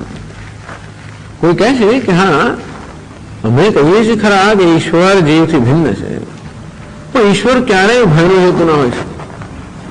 ઈશ્વર ઈશ્વર હોવાને કારણે ક્યારેય ભયનો હેતુ હોઈ ના શકે. અમે એમ કહીએ કે ઈશ્વર આ માણસ માટે ભયનો હેતુ એટલા માટે બને છે, એના કર્મ અહીં છે એટલા માટે. ઈશ્વર કર્મ ફળ દાતા છે. અંતેથી અશુભ કર્મ કરવામાં આવ્યું હોય, પાપ કર્મ કરવામાં આવ્યું હોય તો એના પરિણામે દુઃખ પ્રાપ્ત થાય. આમ દુઃખ જયારે દુઃખની સંભાવના પણ ભય જન્મે ને, તો ઈશ્વર જાણે કે દુઃખ આપતો હોય એમ માનવામાં આવે છે. એનું કારણ ઈશ્વર નથી પરંતુ કર્મ છે. ટૂંકમાં ઈશ્વર સ્વયં ભયનો હેતુ નથી, પરંતુ પ્રાણી કર્મ સાપેક્ષ છે. આ પ્રાણીના અને જીવના કર્મની અપેક્ષાએ ઈશ્વર ભયનો હેતુ બને છે, સ્વયં ઈશ્વર ભયનો હેતુ નથી. એક અભિપ્રાય હતા કે ભલે ને ઈશ્વર જુદો રહ્યો તો ઈશ્વર સ્વયં ભયનો હેતુ નથી. ઈશ્વર કોઈને માટે ભયનો હેતુ ત્યારે બને જ્યારે એના કર્મ એવા હોય. આમ ઈશ્વર કર્મ ફલ દાતા હોવાને કારણે જે જીવ હોય એ જીવના કર્મની અપેક્ષાએ ઈશ્વર ભયનો હેતુ બને. ટૂંકમાં કર્મની અપેક્ષા ઈશ્વર ભયનો હેતુ બનતો હોય છે, સ્વયં ભયનો હેતુ હોતો નથી. વિશસ્તુ કર્મ અભાવાત, વિદ્વાન છે એ વિદ્વાન કોઈ કર્મ છે નહીં. અને માટે વિદ્વાન કે જ્ઞાની પુરુષ માટે ઈશ્વર ભય જુદો હોય તો આવો ભયનો હેતુ ના બને. એ એક દલીલ કરવામાં આવે છે કે માણસનું કર્મ એના ભયનો હેતુ છે, ઈશ્વર નહીં. અને વિદ્વાન પુરુષ માટે કર્મ નામની કોઈ વસ્તુ હોતી નથી અને માટે એનું કોઈ ભયનું કારણ હેતુ નથી. અંદરથી વિદ્વાન નિર્ભયતામાં પ્રતિષ્ઠિત બની શકે. વસ્તુ તો એ છે કે શ્રુતિ જયારે કહે છે અભયમ પ્રતિષ્ઠા વિંદતે, આ જ્ઞાની પુરુષ નિર્ભયતામાં પ્રતિષ્ઠિત થાય છે. એનો અર્થ દ્વૈત રાહિત્ય કરવામાં આવ્યો. અહીં કહેવામાં આવે છે કે તો જ નિર્ભયતામાં પ્રતિષ્ઠા હોઈ શકે જ્યારે દ્વિતીય વસ્તુ ન હોય ત્યારે. એટલા જ માટે કે દ્વિતીયાદ્વય ભયમ ભવતી, આ દ્વિતીય વસ્તુ છે એ જ હંમેશા ભયનું કારણ બને છે. અને નિર્ભયતા ત્યારે જ છે જ્યારે દ્વિતીય ન હોય, દ્વૈત ના હોય, ભેદભાવ ન હોય, આત્માથી અન્ય કશું ના હોય. એટલે હવે દલીલ એવી થાય છે કે ભાઈ એવું શા માટે તમે આગ્રહ રાખો છો કે દ્વૈતનો અભાવ હોય તો જ નિર્ભયતામાં પ્રતિષ્ઠા હોય. એટલે કે નિર્ભયતામાં પ્રતિષ્ઠા હોવાની એક બીજી પરિસ્થિતિ બતાવે છે કે ભલે ને ઈશ્વર આપણે જુદો, ઈશ્વર ત્યાં ભયનું કારણ બની શકે જ્યારે મારા કર્મ એવા હોય ત્યારે. એટલે જીવોને માટે ઈશ્વરથી કદાચ ભય હોય તો એટલા માટે કારણ કે ઈશ્વર મારા ભૂતકાળના કોઈ અશુભ કર્મનું ફળ આપશે એમ કરીને મને દુઃખ થશે, અને તેથી લોકોને ઈશ્વરથી ભય હોય છે. પરંતુ જેને કર્મ નથી એવા જ્ઞાની પુરુષને ભલે ઈશ્વર જુદો હોય તો એ ભયનું કારણ ન બને.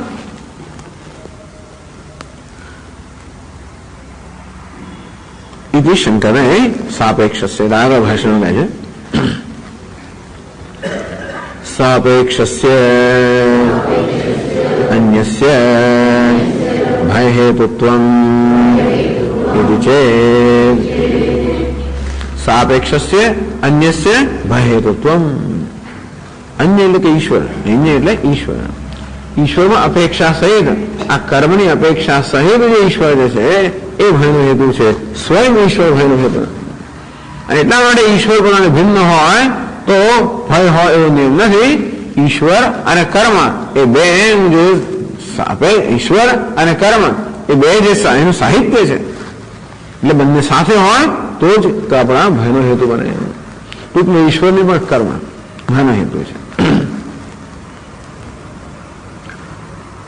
તો ઉત્તર આપે છે ન તસ્યાવે તુલ્યત્વાદ.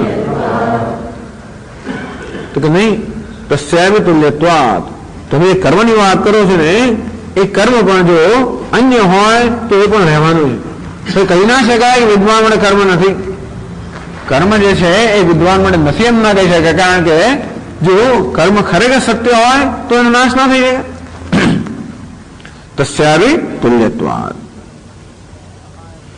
ઈશ્વરમ પ્રતિ સહાયભૂત ધર્માદેહ ત્વયા પરમાદ સત્યત્વ અભિવગમાત. આપ કહો છો કે ઈશ્વર પણ સત્ય છે, જગત પણ સત્ય છે, તો કર્મ પણ સત્ય છે. એટલે જે કર્મ થઈ ગયો, વિદ્વાન હોય કે ગમે તે હોય, કર્મ સત્ય હોય તો નાશ ન થાય. આપણે તો કહીએ છીએ કે કર્મનો નાશ થઈ જાય. ક્ષીયતે ચાસ્ય કર્માણી તસ્મિન દૃષ્ટે પરાવરે. આ પર અને અવરના ઐક્યના દર્શન થાય જીવ અને બ્રહ્મના, ત્યારે પછી સર્વકર્મ ક્ષીય એટલામાં થઈ જાય કે જીવ અને બ્રહ્મના ઐક્યના દર્શનની સાથે જે અહંકાર મિથ્યા તો એવા નષ્ટ થઈ જાય, અને તેથી મિથ્યા અહંકાર વાળા કર્મનું મિથ્યા તો સિદ્ધ થઈ જાય, અને એટલા માટે કર્મનો નાશ થઈ જાય. માટે વિદ્વાન માટે કર્મ નથી. પણ જીવ પણ સત્ય હોય, ઈશ્વર પણ સત્ય હોય, જગત પણ સત્ય હોય, તો જીવે કરેલા કર્મમાં સત્ય જ છે. અને તેથી જ્ઞાન પણ એ સત્ય વસ્તુનો નાશ ના કરી શકે. જ્ઞાન તો માત્ર વસ્તુનું સ્વરૂપ ઉભાવ પાડે એટલું જ કરે. અને જેને સત્ય માનવામાં આવતું હતું એ મિથ્યા હોય તો મિથ્યા જ્ઞાનથી એને મિથ્યા પણ જાણી શકાય. તેમ વેદાંત અદ્વૈત મતની અંદર વિદ્વાનને કર્મ નથી એટલામાં કહી શકાય કે કર્મ વાસ્તવમાં મિથ્યા છે. મિથ્યા સ્તર પર અવિદ્યાની ઉપજે છે. જગત જેમ અવિદ્યાની ઉપજે છે તેમ કર્મ પણ અવિદ્યાની ઉપજે છે. અને જીવ અને ઈશ્વર વચ્ચેનો ભેદ એ પણ અવિદ્યાની ઉપજે છે. ઈશ્વર અવિદ્યાનું ઉપજ છે એમ ના કહીએ, પરંતુ જીવ અને ઈશ્વર વચ્ચેનો ભેદ છે ને એ અવિદ્યાનું ઉપજે છે. એ ભેદ એવું થાય. અને કર્મ સત્ય છે એ ખ્યાલ પણ અવિદ્યાની ઉપજે છે. અને એટલા માટે વિદ્યાર્થી આ બધાનું મિથ્યાત્વ સિદ્ધ થાય, અને એટલા માટે એ ભયનો હેતુ કરી શકતા નથી. પરંતુ તમારા મત પ્રમાણે તો ઈશ્વર અને જીવનો ભેદ એમ પારમાર્થિક રીતે સત્ય છે, તે રીતે ધર્મ કર્મ પણ પારમાર્થિક સત્તા ધરાવે છે, અને માટે એનો નાશ ન સંભવ. એટલે કહ્યું તસ્યાપી તુમ્યત્વાદ. ઈશ્વરસ્યૈવ આત્મહાનમ ધર્માધર્માદિ ન સંભવતી. ધર્મનો પણ નાશ ન થઈ શકે એ સત્ય હોય તો એ સમજાવે છે આગળ. યદ અધર્માદિ અનુસહાયી ભૂતમ નિત્યમ અનિત્યમ વા નિમિત્તમ અપેક્ષ્ય અન્યત ભય કારણમ સ્યાદ તસ્યાપી તથા ભૂતસ્ય આત્મહાન અભાવાદ ભય અનિવૃત્તિ આત્મહાનેવ સદસતો ઇતરેતર આપત્તૌ સર્વત્ર અનાશ્વાસ એવ.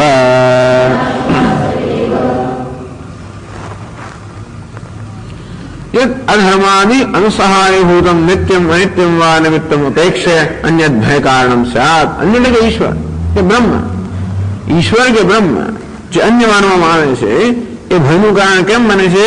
આપના મત પ્રમાણે અધર્મ. ધર્મથી જ્યાં સુખ જન્મે, અધર્મથી દુઃખ જન્મે. ચલો અધર્માદિ, તો અધર્મ ધર્મ પણ છેવટે જન્મનું કારણ તો બને. તો આ જે ધર્મ અધર્મ વગેરે અનુસહાયભૂતમ નિત્યમ અનિત્યમાં, કોઈક લોકો આ ધર્મ એટલે કર્મને નિત્ય માને છે, અને કોઈક લોકો અનિત્ય માને છે. સંખ્ય લોકો નિત્ય માનતા હોય છે. ટૂંકમાં કર્મને નિત્ય માનવામાં આવતું હોય કે અનિત્ય માનવામાં આવતું હોય તો અનુસહાયભૂતમ નિત્યમ અનિત્યમ વા નિમિત્તમ અપેક્ષા. આવું કર્મરૂપી નિત્ય હોય કે અનિત્ય હોય એ કર્મરૂપી નિમિત્તની અપેક્ષા રાખીને ઈશ્વર જે ભયનું કારણ બને છે, તસ્યાપી તથા ભૂતસ્ય આત્મહાન અભાવાત. એ નિમિત્ત અર્થાત કર્મ પણ એ સત્ય હોવાને કારણે એનો પણ નાશ નથી શકે જ્ઞાનથી. ભય નિવૃત્તિ અભાવાત ભય અનિવૃત્તિ, તેથી ભયની નિવૃત્તિ ન થઈ શકે. ધર્મ પણ રહી જ જવાનો. એટલે વિદ્વાનને ભાવ થયા જ કરવાનું કે ભૂતકાળને પેલું કર્યું, ફલાણું કર્યું, જે કંઈ હોય જ્ઞાન અવસ્થામાં જે કર્યું એ સત્ય હોવાને કારણે એનો પશ્ચાતાપ એનો ખેદ એવું નહીં જવાનું, અથવા સ્વરૂપમાંથી મુક્ત ના થઈ શકે. અહીં તો કહે છે કે કિમહમ સાધુના કરવમ કિમહમ પાપમ કરવમ, એતેન તપતઃ આ વસ્તુ વિદ્વાનને જ્ઞાની પુરુષને કોઈ પ્રકારનો સંતાપ ઉત્પન્ન ન કરે. ખરે ભૂતકાળમાં મેં કેમ કોઈ સત્કર્મ ના કર્યું કે અસત્ય કર્મ કેમ કર્યું એ કોઈ પ્રકારનો પશ્ચાતાપ વિદ્વાન મુક્ત થઈ જાય. તો પૂરો વિદ્વાન મુક્ત ના થાય. જો કર્મ સત્ય હોય તો રહી જાય એની અંતેથી. જો કશી વસ્તુ સત્ય હોય, ભલે ને કર્મ સત્ય હોય કે ધર્મ સત્ય હોય કે અધર્મ સત્ય હોય, તો પણ જે સત્ય વસ્તુ પોતાને ભિન્ન હોય એ ક્યારે પણ નિવૃત્ત ના થાય. અને માટે એ ભયનું કારણ રહેવા નહીં. તો હિન્દુ કહેવામાં આવે છે યતો વાચો નિવર્તન અપ્રાપ્ય મનસાસ આનંદમ બ્રહ્મ વિદ્વાન વિભેતિ કુતશ્ચનેરી એતગુમ હવાવન તપતિ કિમહમ સાધુના કરવમ કિમહમ પાપમ કરવમિતિ સ એવં વિદ્વાન એવે આત્માનગ્ર સ્ફુરતે. એને માટે ધર્મ અધર્મ આત્મા જ બની ગયો. એવું આ પ્રકારનું જેને જ્ઞાન છે એને સંતાપ એટલામાં થતો નથી કે હવે ધર્મ અધર્મ જે છે એ આત્માની ભિન્ન નથી. એક આત્મા જ ક્યારે ભયનું કારણ ન બની શકે.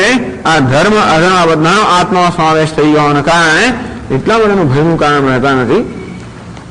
પણ ધર્મ અધર્મ પણ આત્માને જો ભિન્ન જ રહેવાના હોય તો એ ભયનું કારણ બનવાના છે.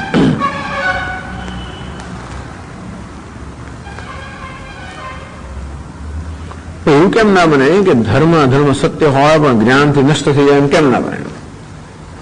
યથૈ ધામ સંવિદ્ધોગ્નિ ભસ્મસાત કુરુતે જન જ્ઞાનાગ્નિ સર્વકર્માણિ ભસ્મસાત કુરુતે તથા આ જ્ઞાન રૂપી અગ્નિ સર્વકર્મને ભસ્મસાત કેમ ન કરી નાખે? જ્ઞાન ભલે ને કર્મ સત્ય રહ્યા તો જ્ઞાન રૂપી અગ્નિને બાળી ના નાખે? તો કે નહીં. આત્મહાનેવા સત અસતો ઇતરેતર આપત્તો સર્વત્ર અનાશ્વાસ. તો કે નહીં, આ કર્મ સત્ય હોય એ સત્ય કર્મ પણ જો આત્માથી બળી જાય અસત બની જાય એટલે સત વસ્તુ અસત બની જાય અને પછી અસત છે એ સત બની જાય. સદ વસ્તુ એટલે સદ ધર્મ કે કર્મ વગેરે છે અસત બની જાય એટલે ન હોવાનું બની જાય. અને પછી જે નથી એ વસ્તુ ઉત્પન્ન થઈ. જે ભેદભાવ નથી, જે અભેદ નથી એ અભેદ ઉત્પન્ન થયો. તો ઇતરેતર આપત્તો સત અસત બની ગયું, અસત સત બની ગયું. ઇતરેતર આપત્તો સર્વત્ર અનાશ્વાસ. તો આપણને કોઈ રીતે વિશ્વાસ બેસી જ ના શકે. ટૂંકમાં આ જગતમાં કોઈ પ્રકારની વ્યવસ્થા જવાઈ જ ના શકે.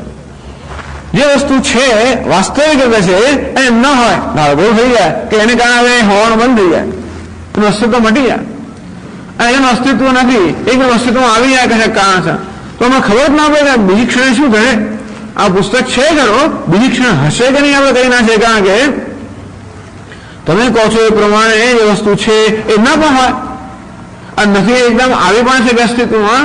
આવું જો થઈ શકતો હોય તો સર્વત્ર અનાશ્વાસ આવ્યો. એટલું જ નહીં, પરંતુ હું ધારો કે પુણ્ય કર્મ કરું, એ પુણ્ય કર્મને કારણે મને સુખની અપેક્ષા હોય તો એ પુણ્ય કર્મ એકદમ નષ્ટ થઈ જાય તો, અને જે પાપ કર્મ કર્યું નથી એ એકદમ ભરી જાય તો ટૂંકમાં જે છે એ નાશ પામી જાય, જે નથી એનો એકદમ ઉદ્ભવ થાય તો આપણે જીવનમાં કોઈ વસ્તુનો વિશ્વાસ ન કરી શકીએ. ટૂંકમાં જીવનમાં આપણી કોઈ વ્યવસ્થા રહે જ નહીં. તેથી જે છે જે સત્ય છે એનો ક્યારે નાશ ન થાય અને જે નથી એ ક્યારે ઉત્પન્ન ન થાય. હા નથી એની ઉત્પત્તિનો દેખાવ થઈ શકે, જે નથી એ ક્યારે ઉત્પન્ન ના થાય. બહુ મોટું શસ્ત્ર એ વેદાંતની પાસે. ના સદો વિદ્યતે ભાવ ના ભાવો વિદ્યતે સત. જે અસત્ય છે એનો ક્યારે પણ ભાવ કે અસ્તિત્વ ન હોઈ શકે અને સત્ય છે એનો ક્યારે પણ અભાવ ન હોય. ક્યારે પણ અભાવ થયો તો માનું કે સત નથી. એટલે કહ્યું અદ્વૈત જે છે આ ભેદભાવ છે એ ભેદભાવ સત્ય છે. એટલામાં નથી કે એવી અવસ્થા છે સુષુપ્તિ કે સમાધિ જ્યારે આ ભેદભાવ નથી. જો ભેદભાવ ખરેખર એટલે સત્ય જ હોત તો કોઈ અવસ્થામાં એનો નાશ ન થઈ શકે હોત. તો ભેદભાવ દ્વૈત વગેરેનો પણ નાશ થઈ જાય છે સુષુપ્તિ અવસ્થામાં કે સમાધિ અવસ્થામાં. એ જ બતાવે છે કે આ ભેદભાવ પોતાને હોવા વડે કશાક પર આધારિત છે. હું જાગ્રત હોઉં ત્યારે જ ભેદભાવ હોય, સ્વપ્નમાં હોઉં ત્યારે ભેદભાવ હોય. તો જાગ્રત છું અને જે ભેદભાવ મને દેખાય છે એ ભેદભાવ છે એટલામાં દેખાય છે કે હું જોઉં છું માટે દેખાય છે. જો કે સ્વપ્નમાં જે આપણે જગત દેખાય છે એ છે માટે દેખાય છે કે હું જોઉં છું માટે છે. રજ્જુ સર્પ જે મને દેખાય છે એ સર્પ છે માટે દેખાય છે તો હું જોઉં છું માટે છે. એ નિર્ણય કેવો થાય? આપણે જયારે ત્યાં આગળ ટોર્ચ લાઇટ બતાવીએ અને સર્પ ન રહે એટલે સર્પનો નાશ થઈ ગયો. નાશ થઈ ગયો માટે હતો જ નહીં. આદાવંતો જેમ નાશ થઈ વર્તમાન વિતત્તથા બહુ મહત્વની વસ્તુ છે. જે આદિમાં પણ નથી, અંતમાં પણ નથી, એ મધ્યમાં પણ નથી. એ સર્પ જે પહેલા પણ નહોતો અને જ્ઞાન થયા પછી પણ નથી, એ મધ્યમાં જયારે દેખાય છે ત્યારે પણ નથી. તેમ દ્વૈત પણ, તે ભેદભાવ પણ, જે પ્રલય કાળમાં ન હતું અને વહી પ્રલયમાં નહીં હોય એમ કહેવાય, અથવા એ જ્ઞાન અવસ્થામાં નથી, એ દ્વૈત જયારે દેખાય છે ત્યારે પણ નથી. એટલે આ વસ્તુ છે કે જ્ઞાનથી દ્વૈતનો નાશ થાય છે કે શું થાય છે એ આગળ એક પોતે આગળ કહેશે. ટૂંકમાં તમારા અભિપ્રાય પ્રમાણે જે વસ્તુ સત્ય છે એ સત્યનો નાશ થતો હોય તો પછી જે અસત્ય છે એ ઉત્પન્ન થયું, તો નથી એ વસ્તુ ઉત્પન્ન થાય અને છે એનો નાશ થતો હોય તો કોઈ પ્રકારની વ્યવસ્થા રહે જ નહીં, અને તેથી એ વસ્તુ સંભવિત નથી.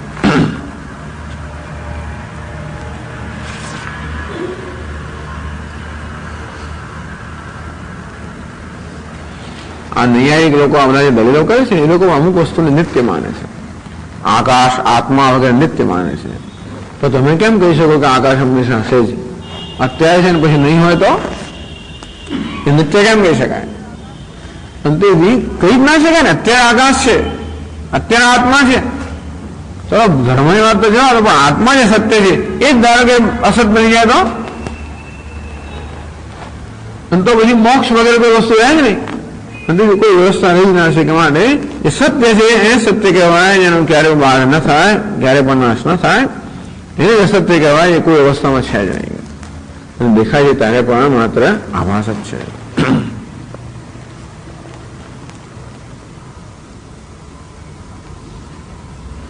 પણ આપના મતલબ થાય ખરું કે નહીં એ પૂછે છે, તમે ઉત્તર આપે છે. એકત્વ પક્ષે પુનઃ સનિમિત્તસ્ય સંસારસ્ય અવિદ્યા કલ્પિતત્વાદ અદોષઃ.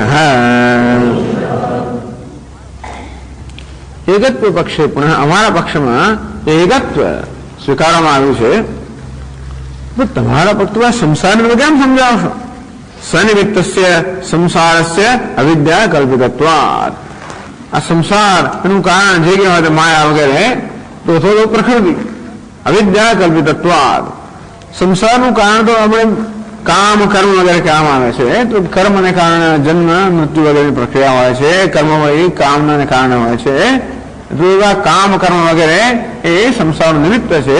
એ બધાનું કારણ તો કે અવિદ્યા. એટલે સંસાર અને સંસાર જેમાંથી ઉત્પન્ન થયો એ કર્મ અને કર્મ વળી જેમાંથી ઉત્પન્ન થયું એ કામ, આ બધી વસ્તુઓ જે છે એ અવિદ્યા કલ્પિતત્વાદ, આ બધું અવિદ્યાથી કલ્પિત છે. અને માટે અમારા પક્ષમાં આ દોષ અવિદ્યાથી જે કલ્પિત છે એનો વિદ્યાથી નાશ થાય. નાશ નહીં થતો, ખાલી કલ્પના જતી રહે એટલું જ થાય. એટલે વિદ્યાથી કશાનો નાશ થતો નથી.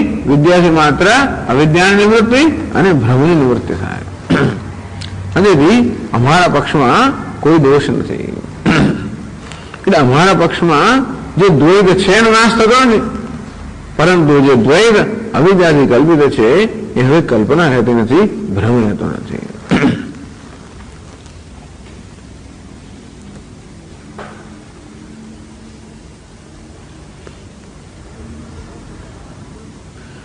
જીવ પ્રયો એકત્વ પક્ષે ભી પૂર્વ અસદ સંસારસ્ય અવિદ્યા કારણશાત સત્વાપત્તિ વિદ્યા જ અસત્વાપત્તિ. એક પ્રશ્ન કરે છે કે ચાલો આપ કહો છો કે જીવ અને પરમાત્મા એક જ છે. એકત્વ પક્ષ એટલે જીવ અને પરમાત્માનો કોઈ ભેદ નથી. એવું તો પણ આપ જ કહો છો તે પ્રમાણે પહેલા જે સંસાર હવે સંસારો નષ્ટ થઈ ગયો, અથવા અવિદ્યાના કારણે જે સંસાર નહોતો એ સંસાર ઉત્પન્ન થયો, અને વિદ્યાને કારણે જે સંસાર નષ્ટ થયો. એ દલીલ કરવામાં આવે છે કે આપણા પક્ષમાં જ્યાં જીવ અને બ્રહ્મનું ઐક્ય છે ત્યાં પણ આપ કહો છો તે પ્રમાણે આ સંસાર અવિદ્યાને કારણે ઉત્પન્ન થયો. વિદ્યાને કારણે નષ્ટ થયા. તો એ તો ખરું જ ને આપણા પક્ષમાં પણ કે અવિદ્યાને કારણે જે સંસાર ન હતો એની ઉત્પત્તિ થઈ અને વિદ્યાને કારણે જે સંસાર છે એનો નાશ થયો. આપ તો કહો છો કે નથી એની ઉત્પત્તિ થાય નહીં અને છે એનો નાશ ન થાય, પણ આપણા મત પ્રમાણે પણ અવિદ્યાને કારણે જે સંસાર ન હતો એ ઉત્પન્ન થયો અને વિદ્યાને કારણે જે સંસાર છે એનો નાશ થાય છે. સ્વભાવ વૈપરીત્ય પ્રસંગ દોષ તુલ્ય.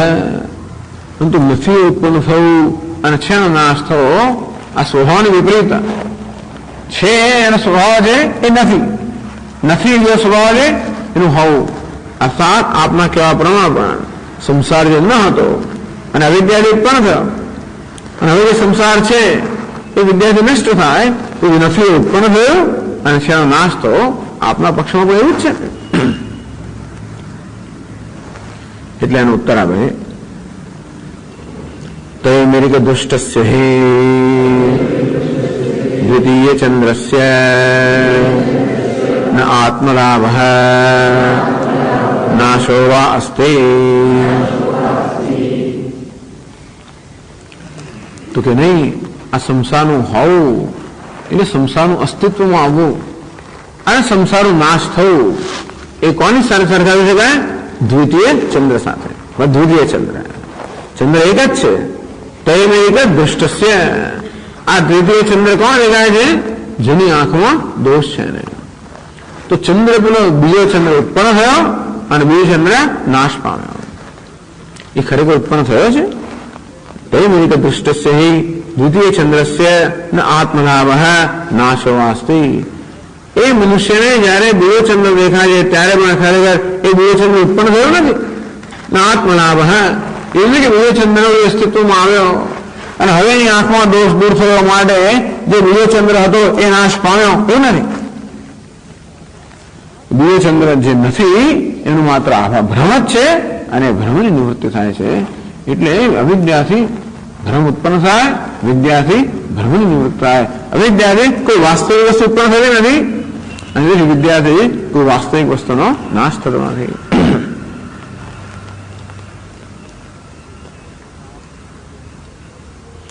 દોષવતા પુરુષે દુષ્ટસ્ય દ્વિતીય ચંદ્રાદે અનિર્વચનીયત્વાત્. એ દ્વિતીય ચંદ્રની સત્તા શું છે? એ છે કે નથી? પૂછે આપણને કે બોલો બીજો ચંદ્રની જે વાત કરો છો એ છે કે નથી? તો કે નથી એમ તો ના કહેવાય, કારણ કે પેલા દેખાય છે, અને છે એમ પણ ના કહેવાય કારણ પેલા દેખાતો નથી. બે જ અનુભવાય છે. એક પેલો તિમિર દોષ વાળો ભરેલો છે અને બીજો નિર્દોષ ચક્ષુ વાળો ભરેલો છે. એક જ્યાં કહે છે કે બે ચંદ્ર છે ને બીજો કઈ એક ચંદ્ર છે. તો જે બીજો ચંદ્ર છે એની કેવી સત્તા છે કે નથી? વેદાંતી લોકો એમને કે બીજો ચંદ્ર નથી, કારણ કે ન હોત તો દેખાતો જ નહીં. દેખાય છે, અનુભવ થાય છે, મારે નથી એમ તો ના કહેવાય. તો છે એમ કહે તો છે એમ પણ નહીં કહે. જો હોત તો પેલાને દેખાય હોત. નિર્દોષ ચક્ષુવાને જો હોત બીજો ચંદ્ર તો નિર્દોષ ચક્ષુવાને પણ દેખાય હોત. એને દેખાતો નથી માટે છે એમ ના કહેવાય. અને ન હોત તો આ માથે ન દેખાય હોત, એને દેખાય છે માટે નથી એમ પણ ના કહેવાય. ત્યારે શું છે? અનિર્વચનીય. જેને છે અને નથી એક પણ ના કહી શકાય, અનિર્વચનીય. એટલે બહુ મહત્વની વસ્તુ એ છે કે બીજો ચંદ્ર નથી એમ વેદાંત નથી કહેતો, છે એમ પણ નથી કહેતા. એની સત્તા કેવી છે? અનિર્વચનીય. એને કહેવાય મિથ્યા. તો જગત નથી એમ નથી કહેતા, જગત છે એમ પણ નથી કહેતા. એ કેવું છે? અનિર્વચનીય. અનિર્વચનીયત્વાત્ વસ્તુતઃ ઉત્પત્તિ વિનાશો વા નાસ્તિ. જે અનિર્વચનીય છે એનું વાસ્તવિક ઉત્પત્તિ પણ નથી કે વિનાશ પણ નથી. જેમ કે દ્વિતીય ચંદ્રની સાચી ઉત્પત્તિ પણ નથી, એનો સાચો વિનાશ પણ નથી.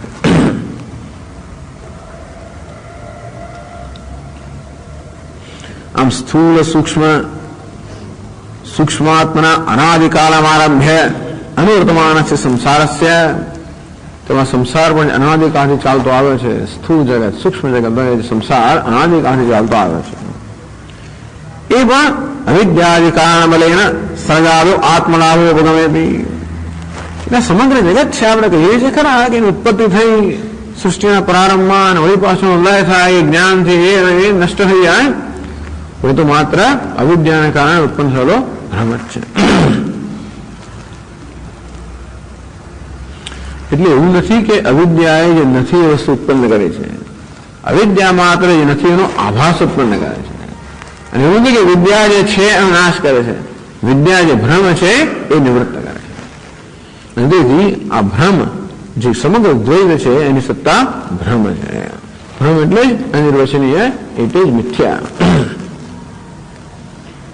અને તેથી અમારા મતમાં કોઈ અસત વસ્તુ સત બની હોય તો સત વસ્તુ અસત બની હોય. બહુ મહત્વની વસ્તુ એટલા માટે છે કે સંસારનો નાશ તો થવો જોઈએ, પણ નાશ તો થઈ ના શકે વસ્તુના આપના મત પ્રમાણે કશી વસ્તુનો નાશ તો થઈ ના શકે. એટલે ભલે આપણે સંસારનો નાશ કહેતા હોઈએ છતાં ભાઈ નાશ શબ્દ મુખ્ય અર્થમાં નથી. સંસારનો નાશ થતો નથી, માત્ર સંસારના ભ્રમનો નાશ થાય છે. દ્વૈતનો નાશ થતો નથી, દ્વૈતના ભ્રમનો નાશ થાય છે. દ્વૈત જો વાસ્તવમાં હોત તો નાશ ન થાય. અને એટલા માટે સંસારો નિવર્તેત વિદ્યતે, માંડવ્ય કારિકામાં કહ્યું છે કે આ જગત જો હોત તો નિવૃત્ત થયું, પણ છે નહીં માટે નિવૃત્ત થવાનો પ્રશ્ન નથી. પ્રપંચો નિવર્તેત, પ્રપંચો વિદ્યેત નિવર્તેત અને સંશય. પ્રપંચો વિદ્યેત, આ પ્રપંચ હોત તો નિવૃત્ત થાત ન સંશય. પ્રપંચો વિદ્યેત નિવર્તેત ન સંશય.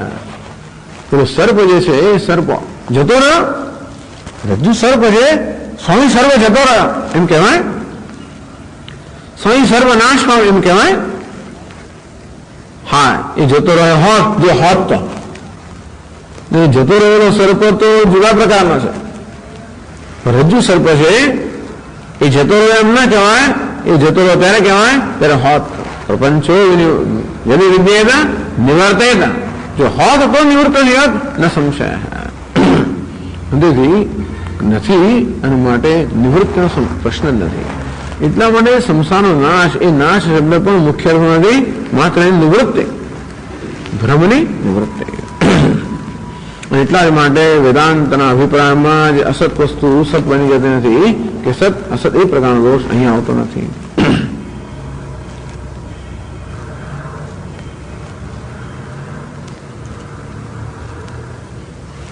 હવે ચાલો, આ તો નક્કી થયું. હવે પ્રશ્ન એ થયો કે અવિદ્યા જે આપ કહો છો, એક પછી એક વસ્તુ પહેલા જગતની વાત થવા માંગે.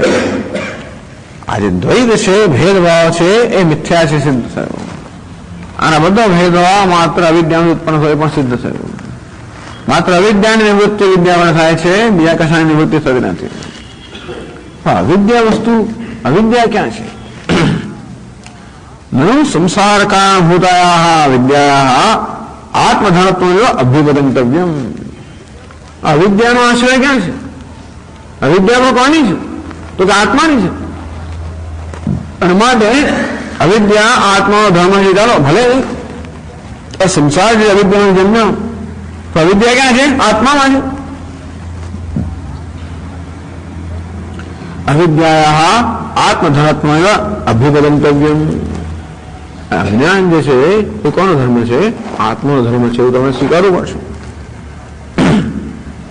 ધર્મની અંદર અનુપલંભાત. કે બીજું કોણ? આ ટેબલ જે બાકી એક આત્મા છે, અનાત્મા છે. એક ચેતન જન્મ્યું જળ છે. જળનું અજ્ઞાન હોય જ ના શકે ને. અજ્ઞાન કોને હોય? અજ્ઞાન ને જ્ઞાન કોને હોય? ચેતન ને જ હોય. ચેતન એક જ છે તે આત્મા. અને માટે અવિદ્યા કોને છે? આત્મા છે. અવિદ્યા કોનો ધર્મ છે? આત્માનો ધર્મ. તથા તન્નિવર્તિકાયાઃ વિદ્યાપી તત્સામાન્યકરણ્ય લાભાય આત્મધર્મત્વમેવ ઉપેયમ. તેવી રીતે જે વિદ્યા છે એ પણ આત્માનો ધર્મ છે. કે અવિદ્યા આત્મામાં તો જાય ક્યારે? જ્યાં અવિદ્યા છે ત્યાં વિદ્યા ઉત્પન્ન થાય તો જ અવિદ્યા જાય. અવિદ્યા મને હોય ને વિદ્યા તમને જન્મે તો મારી અવિદ્યા દૂર ના થાય. ટૂંકમાં અંધકારે જ જગાડે. પ્રકાશ આપણે બીજે કરે. હવે એક ઓરડામાં અંધકાર હોય અને બીજે લાઈટ કર્યું તો પેલો અંધકાર ના કરે. અંધકાર ત્યારે જ જાય જ્યારે પ્રકાશ અંધકારનું સામાન્યકરણ હોય. એક જ એવડો અધિકાર નથી. જ્યાં અંધકાર છે ત્યાં જ પ્રકાશ થાય તો જ અંધકાર થાય. લાઇટ કરી એટલે અંધકાર જવાનો એમ નથી. જ્યાં અંધકાર હોય ત્યાં લાઇટ કરવી પડે. એટલે જ્યાં અવિદ્યા હોય ત્યાં જ વિદ્યા ઉત્પન્ન થાય તો જ અવિદ્યા દૂર થાય. અવિદ્યા મારામાં હોય ને વિદ્યા બે કશે ઉત્પન્ન થાય તો એક અવિદ્યા જવાની નથી. એટલે અવિદ્યા અને વિદ્યાનું સામાન્યકરણ હું અર્થાત જે જગ્યાએ અવિદ્યા છે ત્યાં જ વિદ્યા ઉત્પન્ન થાય તો જ અવિદ્યાની નિવૃત્તિ થાય. અને તો અવિદ્યા એક તો અવિદ્યા જળ વસ્તુ હોઈ ના શકે, ચેતનને જ અવિદ્યા હોઈ શકે, પણ આત્મા અવિદ્યા આત્મા ધર્મ છે. તે રીતે વિદ્યામાં આત્મા ધર્મ હોવો જોઈએ. અંત પછી અવિદ્યા ધર્મતા પુરુષેણ નિર્ધર્મ કસ્ય પરસ્ય અભિનિત્વમ પક્ષ કથમ સંભાવ્યતે. તો આત્મા તો કેવો થયો? આત્મા તો અવિદ્યા ધર્મવાળો થયો, વિદ્યા ધર્મવાળો થયો. એટલે આત્મા કેવો બન્યો? સવિશેષ બન્યો. બ્રહ્મ કેવું છે? નિર્વિશેષ છે. આ સવિશેષ અને નિર્વિશેષ બેનું વાક્ય કેમ સંભાવી શકે? એ જુદી રીતે ટૂંકમાં વેદાંતના સિદ્ધાંત છે એને હલાવવાનો પ્રયત્ન થાય છે. બીજું કંઈ કરે કે ના કરે, આપણે પોતે જ કરીએ.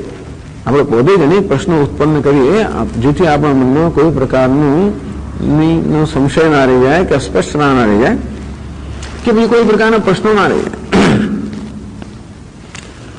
હવે પ્રશ્ન એ થયો કે જે અવિદ્યા, જ્યાં સંસારની ઉત્પત્તિનું કારણ આપ કહો છો, અવિદ્યા ક્યાં છે?